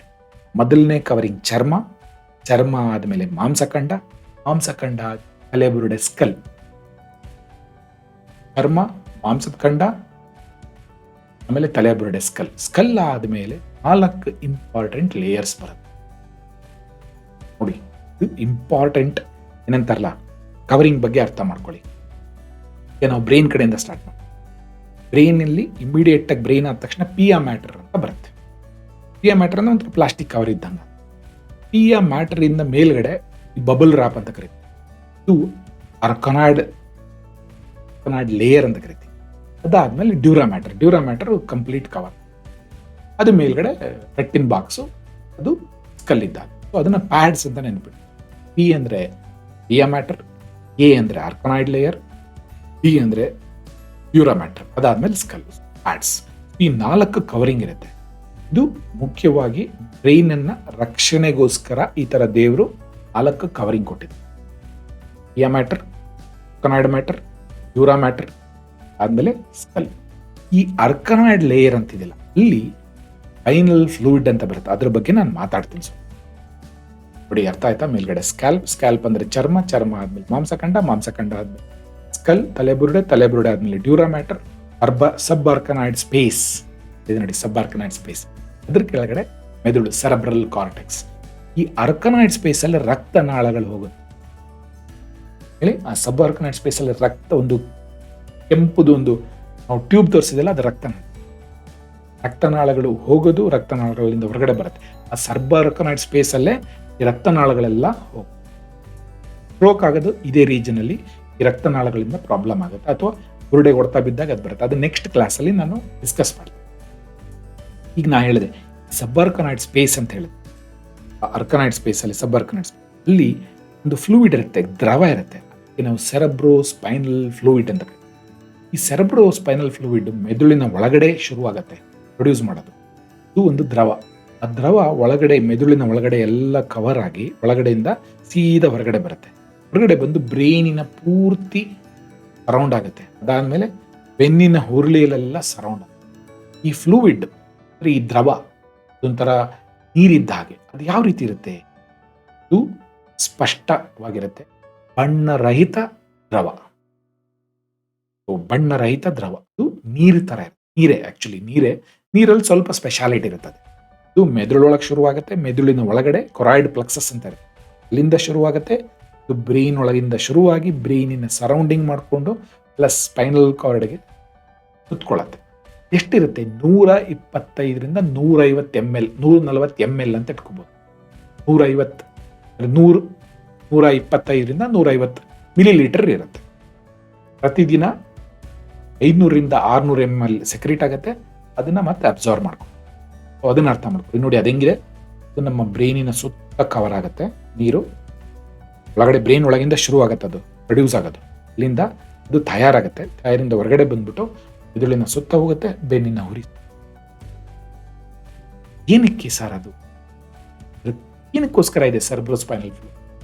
ಒಂಥರ ಕುಷನಿಂಗ್ ಎಫೆಕ್ಟ್, ರಕ್ಷಣೆ ಎಫೆಕ್ಟ್ ಕೊಡುತ್ತೆ. ಬ್ರೈನು ಹಿಂಗೆ ಅಲ್ಲಾಡ್ಸಿದ್ರೆ ಏನು ನೀರಿರ್ಲಿಲ್ಲ ಅಂದ್ರೆ ಟಕ ಟಕ ಟಕ ಅನ್ನೋದು. ತೆಂಗಿನಕಾಯಿ ಇರುತ್ತಲ್ಲ, ಗಿಟಿಕ್ ತರ ಇರುತ್ತೆ. ಈಗ ಹಾಗಾಗೋದಿಲ್ಲ. ಪೂರ್ತಿ ವಾಟರ್ ಟೈಟ್ ಕಂಪಾರ್ಟ್. ಮೆದುಳು ಗಟ್ಟಿಯಾಗಿ ಒಳಗಡೆ ನೀರು ಟೈಟ್ ಆಗಿ ಹಿಡಿದು ಎಷ್ಟಲ್ಲಾಡಿದ್ರು ಅದು ಆಗಲ್ಲ. ಆ ದೇವರು ಆ ರೀತಿ ನೀರಿನ ಕವರಿಂಗ್ಸ್ ಮಧ್ಯದಲ್ಲಿ ನೀರು ಹಾಕ್ಬಿಟ್ಟು ಮೇಲ್ಗಡೆ ತಲೆಬುರುಡೆ ಒಂದು ಪ್ರೊಟೆಕ್ಷನ್, ಫಿಸಿಕಲ್ ಕುಷನಿಂಗ್ ಎಫೆಕ್ಟ್ ಕೂಡ ಒಂದು. ಎರಡನೇದು, ಈ ನೀರಿನಿಂದ ಪೌಷ್ಟಿಕಾಂಶ ಹೋಗುತ್ತೆ, ಗ್ಲೂಕೋಸ್ ಸಪ್ಲೈನೂ ಆಗುತ್ತೆ, ಮತ್ತೆ ವಿಟಮಿನ್ಸ್ ಹೋಗುತ್ತೆ, ನ್ಯೂಟ್ರಿಷನ್ ಹೋಗುತ್ತೆ, ಅವೆಲ್ಲ ಹೋಗುತ್ತೆ. ಒಂದೇ ಅಲ್ಲ, ಇದಕ್ಕೆ ಪೌಷ್ಟಿಕಾಂಶ ಕೊಡೋದೊಂದೇ ಅಲ್ಲ, ಅಲ್ಲಿ ಯಾವ್ದ್ಯಾವುದು ಬೇಡವಾದ ಪ್ರಚನೆ ಆಗಿರೋ ಕ್ರಿಯೆಗಳಾಗಿರೋ ಎಲ್ಲ ಮೆಟಬಲೈಟ್ಸ್ ಇರುತ್ತಲ್ಲ, ಅದನ್ನೆಲ್ಲ ತಗೊಂಡೋಗುತ್ತೆ, ವಾಪಸ್ ಕ್ಲೀನ್ ಮಾಡ್ಕೊಂಡು ತಗೊಂಡೋಗುತ್ತೆ. ಈ ಫ್ಲೂಯಿಡ್ ಹೆಂಗೆ ಅಂದ್ರೆ, ಉತ್ಪತ್ತಿ ಆಗ್ಬೇಕಾದ್ರೆ ಒಳ್ಳೊಳ್ಳೆದನ್ನೆಲ್ಲ ತಗೊಂಡ್ಬರುತ್ತೆ. ಏನಂದ್ರೆ ಈ ಹಣ್ಣುಗಳನ್ನೆಲ್ಲ ಅಥವಾ ಇವು ಏನಂತಾರಲ್ಲ ತರಕಾರಿಗಳನ್ನೆಲ್ಲ ತಗೊಂಡ್ಬಂದ್ಬಿಟ್ಟು ಕೊಡುತ್ತೆ. ಆಮೇಲೆ ಅಲ್ಲಿ ಉಳಿದಿರೋದು ಏನೇನು ಉಳ್ಕೊಂಡಿರುತ್ತೆ ಅದನ್ನೆಲ್ಲ ತಗೊಂಡು ವಾಪಸ್ ಬರೋದ್ರೆ ಕ್ಲೀನ್ ಮಾಡುತ್ತೆ. ಬೇಸಿಕಲಿ ಕ್ಲೀನ್ ಮಾಡುತ್ತೆ, ಪೌಷ್ಟಿಕಾಂಶ ಕೊಡುತ್ತೆ, ಕುಷನಿಂಗ್ ಎಫೆಕ್ಟ್ ಕೊಡುತ್ತೆ. ಇದು ಕೊರಾಯ್ಡ್ ಪ್ಲಕ್ಸಸ್, ಮೆದುಳಿನ ಮಧ್ಯದಲ್ಲಿ ಕೊರಾಯ್ಡ್ ಪ್ಲಕ್ಸಸ್ ಇರುತ್ತೆ, ಅಲ್ಲಿ ಪ್ರೊಡ್ಯೂಸ್ ಆಗುತ್ತೆ. ಮತ್ತೆ ಅದು ವಾಪಸ್ ಹೋಗೋದು ಆರ್ಕನಾಯ್ಡ್ ಗ್ರಾನ್ಯುಲೇಷನ್. ನೋಡಿ, ಇಲ್ಲಿ ಈ ಕೊರಾಯ್ಡ್ ಪ್ಲಕ್ಸಸ್ ಅನ್ನೋದು ಇದೆ ನೋಡಿ. ಕೊರಾಯ್ಡ್ ಪ್ಲಕ್ಸಸ್ ಇಲ್ಲಿಂದ ಶುರುವಾಗಿ ಇಲ್ಲಿಂದ ಹೊರಗೆ ಬರುತ್ತೆ, ಬಂದ್ಬಿಟ್ಟು ಇಲ್ಲೆಲ್ಲ ಕಡೆ ಸುತ್ತ ಹೋಗಿ ಬೆನ್ನಿನ ಹುರುಳಿ ಮೂಲಕ ಹೋಗಿ ಇಲ್ಲಿ ಆರ್ಕನಾಯ್ಡ್ ಗ್ರಾನ್ಯುಲೇಷನ್ ಇದು ವಾಪಸ್ಸು ರಕ್ತನಾಳಕ್ಕೆ ಸುರಿಯುತ್ತೆ. ಈಗ ಸಣ್ಣ ಒಂದು ವಿಡಿಯೋ ನೋಡೋಣ ವೀಕ್ಷಕರೇ. ಈ ವಿಡಿಯೋದಲ್ಲಿ ನಿಮಗೆ ಗೊತ್ತಾಗುತ್ತೆ ಯಾವ ರೀತಿ ಇದು ಶುರುವಾಗುತ್ತೆ ಈ ಸೆರೆಬ್ರೋಸ್ಪೈನಲ್. ನೋಡಿ, ಈಗ ಸೆರೆಬ್ರೋಸ್ಪೈನಲ್ ಫ್ಲೂಯಿಡ್ ಅಲ್ಲಿ ನೋಡಿ, ಅಲ್ಲಿ ಕೊರಾಯ್ಡ್ ಪ್ಲಕ್ಸಸ್ ಅಂತ ಹೇಳ್ತೀವಲ್ಲ, ಅಲ್ಲಿಂದ ಈ ವೆಂಟ್ರಿಕಲ್ಸ್ ಮೂಲಕ ಸೆರೆಬ್ರೋಸ್ಪೈನಲ್ ಫ್ಲೂಯಿಡ್ 125ರಿಂದ 150 ml ಇರುತ್ತೆ. ದಿನಕ್ಕೆ 500 ml ಶುರುವಾಗತ್ತೆ. ಆ ವೆಂಟ್ರಿಕಲ್ಸ್ ಅಂತೀವಿ, ಆ ಮೆದುಳಿನ ಒಳಗಡೆ ಹಾಲೋ ಇರುತ್ತೆ, ಅಂದ್ರೆ ಒಂಥರ ಹೊಳ್ಳಿದ್ದಂಗೆ ಇರುತ್ತೆ, ಅಲ್ಲಿ ಆ ಫ್ಲೂಯಿಡ್ ಪೂರ್ತಿ ಒಳಗಡೆ ಹೋಗಿ ಸಪ್ಲೈ ಮಾಡುತ್ತೆ. ಇನ್ನು ಪೌಷ್ಟಿಕಾಂಶ ನೋಡಿ, ಫ್ಲೂ ಎಲ್ಲ ಕಡೆ ಸಪ್ಲೈ ಆಗ್ತಾ ಇದೆ. ಪೌಷ್ಟಿಕಾಂಶ, ಕುಷನಿಂಗ್ ಎಫೆಕ್ಟು, ಆಮೇಲೆ ಅಲ್ಲೆಲ್ಲ ಸುತ್ತಕೊಂಡು ನೋಡಿ, ಬ್ರೈನಿನ ಎಲ್ಲ ಕಡೆ ಸುತ್ತಕೊಂಡು ಕೊನೆಗೆ ಅರ್ಕನಾಯ್ಡ್ ಗ್ರಾನ್ಯುಲೇಷನ್ ರಕ್ತನಾಳಗಳಲ್ಲಿ ಅದು ಆಮೇಲೆ ಸೋರುತ್ತೆ. ಆಯ್ತಾ? ಕೊರಾಯ್ಡ್ ಪ್ಲಕ್ಸಸ್, ಎಲ್ಲಿಂದ ಕೊರಾಯ್ಡ್ ಪ್ಲಕ್ಸಸ್? ಅದು ರಕ್ತನಾಳನೇ, ಅದು ಕೂಡ ಒಳ್ಳೆ ರಕ್ತ, ಅಂದ್ರೆ ರಕ್ತ ಪೌಷ್ಟಿಕಾಂಶನೆಲ್ಲ ತಗೊಂಬಂದು ಅಲ್ಲಿ ಕೊಡುತ್ತೆ. ಆ ನೀರಲ್ಲಿ ಸೆಕ್ರೇಟ್ ಮಾಡ್ಕೊಂಡು ಹೋಗಿ ಪೂರ್ತಿ ಬ್ರೈನಿನ ಸುತ್ತ ಹೋಗಿ ಆಮೇಲೆ ಅದು ರಿಲೀಸ್ ಮಾಡುತ್ತೆ. ಸೆರೆಬ್ರೋಸ್ಪೈನಲ್ ಫ್ಲೂಯಿಡ್ ಏನಕ್ಕೆ ಇಂಪಾರ್ಟೆಂಟ್ ಸರ್ ನಮಗೆ? ನೋಡಿ, ಕೆಲವೊಮ್ಮೆ ಹೇಳ್ತೀವಿ ಸರ್ ಬ್ರೈನ್ ಇನ್ಫೆಕ್ಷನ್ ಆಗಿದೆ, ಬೆನ್ನಿನಿಂದ ನೀರು ತೆಗಿತಾರೆ. ಎಲ್ಲಿ? ಇದೇ ಸೆರೆಬ್ರೋಸ್ಪೈನಲ್. ಆ ಬೆನ್ನಿನ ಸುತ್ತನೂ, ಬೆನ್ನಿನ ಹುರುಳಿ ಸುತ್ತನೂ ಇರುತ್ತೆ ಈ ಫ್ಲೂಯಿಡ್. ಬ್ರೈನಿಗೆ ಇನ್ಫೆಕ್ಷನ್ ಆದರೆ, ಆ ಇನ್ಫೆಕ್ಷನ್ ಆಗಿರೋ ಯಾವುದೇ ಇರ್ಬೋದು, ವೈರಸ್ ಇರ್ಬೋದು ಅಥವಾ ಬ್ಯಾಕ್ಟೀರಿಯಾ ಇರ್ಬೋದು, ಸೀದಾ ಬೆನ್ನಿನ ಹುರುಳಿ ಸುತ್ತ ಇರುತ್ತೆ. ಅಲ್ಲಿಂದ ನಾವು ಆ ಸ್ಪೈನಲ್ ಫ್ಲೂಯಿಡ್ನ ತೊಗೊಂಡ್ಬಿಟ್ಟು, ದ್ರವನ ತೊಗೊಂಡ್ಬಿಟ್ಟು ಟೆಸ್ಟಿಂಗ್ ಕಳಿಸ್ತೀವಿ. ಅವಾಗ ಗೊತ್ತಾಗುತ್ತೆ ಯಾವ ರೀತಿಯಾದ ಬ್ಯಾಕ್ಟೀರಿಯಾ, ಯಾವ ರೀತಿಯಾದ ವೈರಸ್ ಇನ್ಫೆಕ್ಟ್, ಅದಕ್ಕೆ ತಕ್ಕ ಟ್ರೀಟ್ಮೆಂಟ್ ಕೊಡ್ತಾರೆ. ನೆಕ್ಸ್ಟ್, ನ್ಯೂರಾನ್ಸ್, ಮೆದುಳಿನ ಕೋಶಗಳ ಬಗ್ಗೆ ಡಿಸ್ಕಸ್ ಮಾಡಿ. ನೋಡಿ, ಇದು ಅಂದ್ರೆ ನಾವೀಗ ದೊಡ್ಡದು ಬ್ರೈನ್ ಮೇನ್ ಆಗಿ ನೋಡಿದ್ವಿ. ಬ್ರೈನಿನ ನಾವು ಮೈಕ್ರೋಸ್ಕೋಪ್ ಅಲ್ಲಿ ನೋಡಿದ್ರೆ ಯಾವ ರೀತಿ ಇರುತ್ತೆ, ಬ್ರೈನ್ ಯಾವ್ದ್ರಿಂದ ಮಾಡಲ್ ಅನ್ನೋದ್ರ ಬಗ್ಗೆ ನಾವೀಗ ಡಿಸ್ಕಸ್ ಮಾಡಿ. ಈ ಬ್ರೈನ್ ಇದೆಯಲ್ಲ, 1:1.5 kg ಇದೆ. 1.5 kg ಏನ್ ಸರ್ ಅದು ಬ್ರೈನು? ಅಲ್ಲಿ ಪಕ್ಕದಲ್ಲಿ ಇದೆಯಲ್ಲ, ಅದೇ ಕೋಶ, ಒಂದು ಕೋಶ, ಅದು ನ್ಯೂರಾನ್. ಅದೇ ಮೆದುಳಿನ ಘಟಕ ನ್ಯೂರಾನ್. ಇದೇ ನೋಡಿ, ನ್ಯೂರಾನ್ ಅಂದ್ರೆ ಕನ್ನಡದಲ್ಲಿ ನರಕೋಶ ಅಂತ ಕರಿತೀವಿ. ಆ ನರಕೋಶ ನೋಡಿ, ಮೇಲ್ಗಡೆ ತರ ಮರದ ಕೊಂಬೆಗಳು ಇದೆಲ್ಲ ಇರುತ್ತೆ, ಲೀವ್ಸ್ಗಳೆಲ್ಲ ಇರುತ್ತಲ್ಲ, ಆ ರೀತಿ. ಅದಾದ್ಮೇಲೆ ಏನಂತಲ್ಲ, ಬ್ರಾಂಚ್, ಸ್ಟೆಮ್ ಅಂತೀವಲ್ಲ, ಅದು. ಅದಾದ್ಮೇಲೆ ಕೆಳಗಡೆ ರೂಟ್ಸ್. ನೋಡಿ, ಅರ್ಥ ಆಯ್ತಾ? ಅದು ನ್ಯೂರಾನ್ ಇದೆಯಲ್ಲ, ಅದೊಂಥರ ಮರ ಇದ್ದಾಗೆ ಅಥವಾ ಗಿಡ ಇದ್ದಾಗೆ. ಕೊಂಬೆ, ಕೆಳಗಡೆ ರೂಟ್ಸ್, ಮೇಲ್ಗಡೆ ಬ್ರಾಂಚಸ್. ಅದನ್ನ ಏನೇನು ಹೇಳ್ತಾರೆ ಅಂತ ಅರ್ಥ ಮಾಡ್ಬೇಕು. ಮೇಲ್ಗಡೆ ಇದೆಯಲ್ಲ, ಅದಕ್ಕೆ ನಾವು ಡೆಂಡ್ರೈಟ್ಸ್ ಅಂತ ಕರಿತೀವಿ. ಮರದ ಕೊಂಬೆಗಳೆಲ್ಲ ಇರುತ್ತಲ್ಲ, ನಾವು ಡೆಂಡ್ರೈಟ್ಸ್ ಅಂತ ಕರಿತೀವಿ. ಆ ಮಧ್ಯದಲ್ಲಿ ನ್ಯೂಕ್ಲಿಯಸ್. ಅದಾದ್ಮೇಲೆ ಕೆಳಗಡೆ ಕೊಂಬೆ ಬರುತ್ತೆ, ಅದಕ್ಕೆ ನಾವು ಆಕ್ಸಾನ್ ಅಂತ ಕರಿತೀವಿ. ಕೆಳಗಡೆ ರೂಟ್ಸ್ ಹೋಗುತ್ತಲ್ಲ, ಟರ್ಮಿನಲ್ಸ್. ಇದು 3 ಭಾಗ ನೀವು ಅರ್ಥ ಮಾಡ್ಕೋಬೇಕು ನರಕೋಶದ ಬಗ್ಗೆ. ಈಗ ನೀವು ನೋಡಿದ್ರಲ್ಲ, ಮೇಲ್ಗಡೆ ಡೆಂಡ್ರೈಟ್ಸ್, ನ್ಯೂಕ್ಲಿಯಸ್, ಅದಾದ್ಮೇಲೆ ಆಕ್ಸಾನ್. ಆಕ್ಸಾನ್ ಅಂದ್ರೆ ಬೇಸಿಕಲಿ ಮರದ ಕಾಂಡ, ಅಂದ್ರೆ ಈ ಸ್ಟೆಮ್ ಅಂತೀವಲ್ಲ, ಅದು. ಅದಾದ್ಮೇಲೆ ರೂಟ್ಸ್ನ ಆಕ್ಸಾನಲ್ ಟರ್ಮಿನಲ್ಸ್ ಅಂತ. ಸರ್, ಇದು ಎಷ್ಟಿರ್ಬೋದು ನರಗಳು, ನರಕೋಶಗಳು? ನೋಡಿ, ನರಕೋಶಗಳು 80ರಿಂದ 90 ಬಿಲಿಯನ್ ಇದೆ ನ್ಯೂರಾನ್ಗಳು. ಅಂದ್ರೆ ಏನ್ ಸರ್ ಬಿಲಿಯನ್ ಅಂದ್ರೆ? ಏನಿಲ್ಲ ಸರ್, 8,000ದಿಂದ 9,000 ಕೋಟಿ ನ್ಯೂರಾನ್ಗಳಿದೆ ಮನುಷ್ಯನಲ್ಲಿ. ನೀವು ಸಾಹುಕಾರರು, ನಾವು ಸಾಹುಕಾರರು. ಮಾತ್ರ ಎಷ್ಟಿದೆ ನ್ಯೂರಾನ್ಗಳು? 8,000ದಿಂದ 9,000 ಕೋಟಿ ನ್ಯೂರಾನ್ಗಳಿದೆ. ಅಂದ್ರೆ ಅಷ್ಟು ದೇವ್ರು ಪ್ಯಾಕ್ ಮಾಡಿಬಿಟ್ಟು ಅಷ್ಟು ಸಣ್ಣದವು ನ್ಯೂರಾನ್ಗಳು. 8,000ದಿಂದ 9,000 ಕೋಟಿ ನ್ಯೂರಾನ್ಗಳು ಇರ್ತವೆ. ಇದು ನರಕೋಶಗಳಿರುತ್ತೆ. ಅವಾಗಲೇ ನಿಮ್ಗೆ ಹೇಳಿದೆ, ವೈಟ್ ಮ್ಯಾಟರ್, ಗ್ರೇ ಮ್ಯಾಟರ್ ಅಂತ. ಈ ಮೇಲ್ಗಡೆ ಇದೆಯಲ್ಲ, ಇಲ್ಲಿ ಗ್ರೇ ಮ್ಯಾಟರ್ ಮೇಲ್ಗಡೆ ತೋರಿಸ್ತಾರೆ. ಗ್ರೇ ಮ್ಯಾಟರ್ ಅಂದ್ರೆ ಅದ್ರ ಮೇಲ್ಗಡೆ ಇರುತ್ತೆ. ಕೆಳಗಡೆ ಬರುತ್ತಲ್ಲ, ಈ ಕೊಂಬೆ ಅಂತ ಹೇಳ್ತಿಲ್ಲ, ಸ್ಟೆಮ್, ಕಾಂಡ ಅಂತೀವಲ್ಲ, ಈ ಕಾಂಡ ಕಾಣುತ್ತಲ್ಲ, ಇದು ನೋಡಿ, ಇದು ಕಾಂಡ ಇದೆ. ಇದು ವೈಟ್ ಮ್ಯಾಟರ್ ಅಂದ್ರೆ ಇದಕ್ಕೆ ಕವರಿಂಗ್ ಇರುತ್ತೆ, ಸುತ್ತಿರುತ್ತೆ, ಅದು ಬಿಳಿಯಾಗಿ ಸುತ್ಕೊಂಡು ಮೈಲಿನ್ ಶೀತ್ ಅಂತ ಕರೀತೀವಿ. ಮೈಲಿನ್ ಶೀತ್ ಬರ್ತೀಯಾರ, ಇದು ವೈಟ್ ಮ್ಯಾಟರ್. ಅದು ಕೆಳಗಡೆ ಹೋಗ್ಬಿಟ್ಟು ಆಕ್ಸಾನ್ ಟರ್ಮಿನಲ್ ಆಯ್ತಾ. ಸೊ ಅದು ಗ್ರೇ ಮ್ಯಾಟರ್. ಅಂದ್ರೆ ನಾವು ಕೇಕ್ ಆಗಿ ಕಟ್ ಮಾಡಿದಾಗ ಮೇಲ್ಗಡೆ ಗ್ರೇ ಇರುತ್ತೆ, ಕೆಳಗಡೆ ವೈಟ್ ಇರುತ್ತೆ ಅಂತ. ಕ್ರೀಮ್ ಕೆಳಗಡೆ ಇರುತ್ತೆ, ಕೇಕ್ ಮೇಲ್ಗಡೆ ಇರುತ್ತೆ. ಉಲ್ಟಾ ಹೇಳಿದೆ ನಾನು, ಕೇಕ್ ಅಲ್ಲಲ್ವಾ, ಅದೇ ರೀತಿ ಇದು ಗ್ರೇ ಮ್ಯಾಟರ್, ವೈಟ್ ಮ್ಯಾಟರ್. ನೋಡಿ, ಈ ನರಕೋಶಗಳು ಸುಮ್ಮನೆ ಒಂದಿರಲ್ಲ, ಅವು ಎಲ್ಲದಕ್ಕೂ ಕನೆಕ್ಷನ್ ಮಾಡ್ತವೆ. ಒಂದೊಂದು ನರಕೋಶ 1000 ನರಗಳ ಜೊತೆಗೆ ಮಾತಾಡ್ತವೆ. ಒಂದೊಂದು ನರಕೋಶ 1000 ಕನೆಕ್ಷನ್. ಇದಕ್ಕೆ ನಾವು ಸಿನಾಪ್ಸಿಸ್ ಅಂತ ಕರೀತೀವಿ. ಒಂದು ನರಕೋಶಕ್ಕೆ ಇನ್ನೊಂದು ನರಕೋಶಕ್ಕೆ ಜಂಟಿಯಾಗೋ ಜಾಗಕ್ಕೆ ಸಿನಾಪ್ಸಿಸ್ ಅಂತ. ಮತ್ತೆ ಇನ್ನೊಮ್ಮೆ ಹೇಳ್ತೀನಿ ನೋಡಿ, ಒಂದು ನರಕೋಶ ಇದೆ, 2 ನರಕೋಶಕ್ಕೆ ಕನೆಕ್ಟ್ ಆಗ್ತಾ ಇದೆಯಲ್ಲ, ಆ ಜಾಗನೇ ನಾವು ಸಿನಾಪ್ಸಿಸ್. ಈ ಜಾಗಕ್ಕೆ ನಾವು ಸಿನಾಪ್ಸಿಸ್ ಅಂತ ನೋಡಿ. ಒಂದು ನರಕೋಶದಿಂದ ಇನ್ನೊಂದು ನರಕೋಶಕ್ಕೆ ಕನೆಕ್ಷನ್ ಆಗೋ ಜಾಗಕ್ಕೆ ಸಿನಾಪ್ಸಿಸ್ ಅಂತ ನೋಡಿ. ಈ ನರಕೋಶದಿಂದ ನೋಡಿ, ಅಲ್ಲಿಂದ ಆಕ್ಷನ್ ಪೊಟೆನ್ಷಿಯಲ್ ಅಥವಾ ವಿದ್ಯುತ್ ಕಂಪನ ಶುರುವಾಗಿ ಮುಂದೆ ಹೋಗುತ್ತೆ ನೋಡಿ. ಅಲ್ಲಿ ಹೋಗ್ತಾ ಇದೆ, ಆರೋ ತೋರಿಸ್ತಾ ಇದ್ದೀನಿ, ಅಲ್ಲಿ ಹೋಗುತ್ತೆ. ಹೋಗಾದ್ಮೇಲೆ ಈಗ ಹೋಗುತ್ತೆ ಅಂದ್ರೆ ಬರ್ತಾ ಇದೆ, ಬಂದಾದ್ಮೇಲೆ ಆ ಸಿನಾಪ್ಸಿಸ್ ಇನ್ನೊಂದು ನರಕ್ಕೆ ಅಲ್ಲಿ ಹೋಗುತ್ತೆ. ಅಲ್ಲಿ ಹೋಗ್ಬಿಟ್ಟು ಕೆಮಿಕಲ್ ದ್ರವನ ಪ್ರೊಡ್ಯೂಸ್ ಮಾಡುತ್ತೆ. ಆ ಕೆಮಿಕಲ್ ದ್ರವ ಇದೆಯಲ್ಲ, ಮತ್ತೆ ಎಲೆಕ್ಟ್ರಿಕಲ್ ಇಂಪಲ್ಸ್ ಕನ್ವರ್ಟ್ ಆಗಿ ಎಲೆಕ್ಟ್ರಿಕಲ್ ಇಂಪಲ್ಸ್ ಮತ್ತೆ ವಿದ್ಯುತ್ ಕಂಪನ ಆಗಿ ಹೋಗುತ್ತೆ. ಸೊ ವಿದ್ಯುತ್ ಬರುತ್ತೆ, ಪಲ್ಸ್ನ ರಿಲೀಸ್ ಮಾಡುತ್ತೆ, ಆ ಕೆಮಿಕಲ್ಸ್ ಮತ್ತೆ ಎಲೆಕ್ಟ್ರಿಕಲ್ ಇಂಪಲ್ಸ್ನ ಮಾಡಿಕೊಂಡು ಕಳಿಸುತ್ತೆ. ಇನ್ನೊಮ್ಮೆ ರಿಪೀಟ್ ಮಾಡ್ತೀನಿ. ವಿದ್ಯುತ್ ಕಂಪನ ಬರುತ್ತೆ, ವಿದ್ಯುತ್ ಕಂಪನ ಅಥವಾ ವಿದ್ಯುತ್ ಶಕ್ತಿ ಅಂತ ಹೇಳ್ಬೋದು, ಎಲೆಕ್ಟ್ರಿಕಲ್ ಇಂಪಲ್ಸಸ್ ಬರುತ್ತೆ.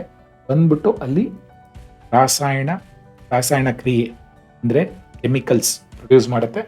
ಆ ಕೆಮಿಕಲ್ಸ್ ಹೋಗಿ ಮತ್ತೆ ಎಲೆಕ್ಟ್ರಿಕಲ್ ಇಂಪಲ್ಸ್ನ ಪ್ರೊಡ್ಯೂಸ್ ಮಾಡಿ ಮತ್ತೆ ಎಲೆಕ್ಟ್ರಿಕಲ್ ಪಲ್ಸ್ ಮುಂದೆ ಹೋಗುತ್ತೆ.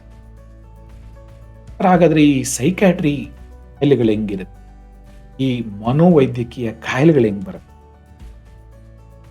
ನೋಡಿ. ನರಗಳಿದೆ, ಯಾವುದೇ ನಾವು ಮಾನಸಿಕ ಕಾಯಿಲೆ ಇರೋರಿಗೆ ಸ್ಕ್ಯಾನ್ ಮಾಡಿ ನಾರ್ಮಲ್ ಇರುತ್ತೆ. ಯಾಕಂದ್ರೆ ನರಕೋಶಗಳಿದೆ.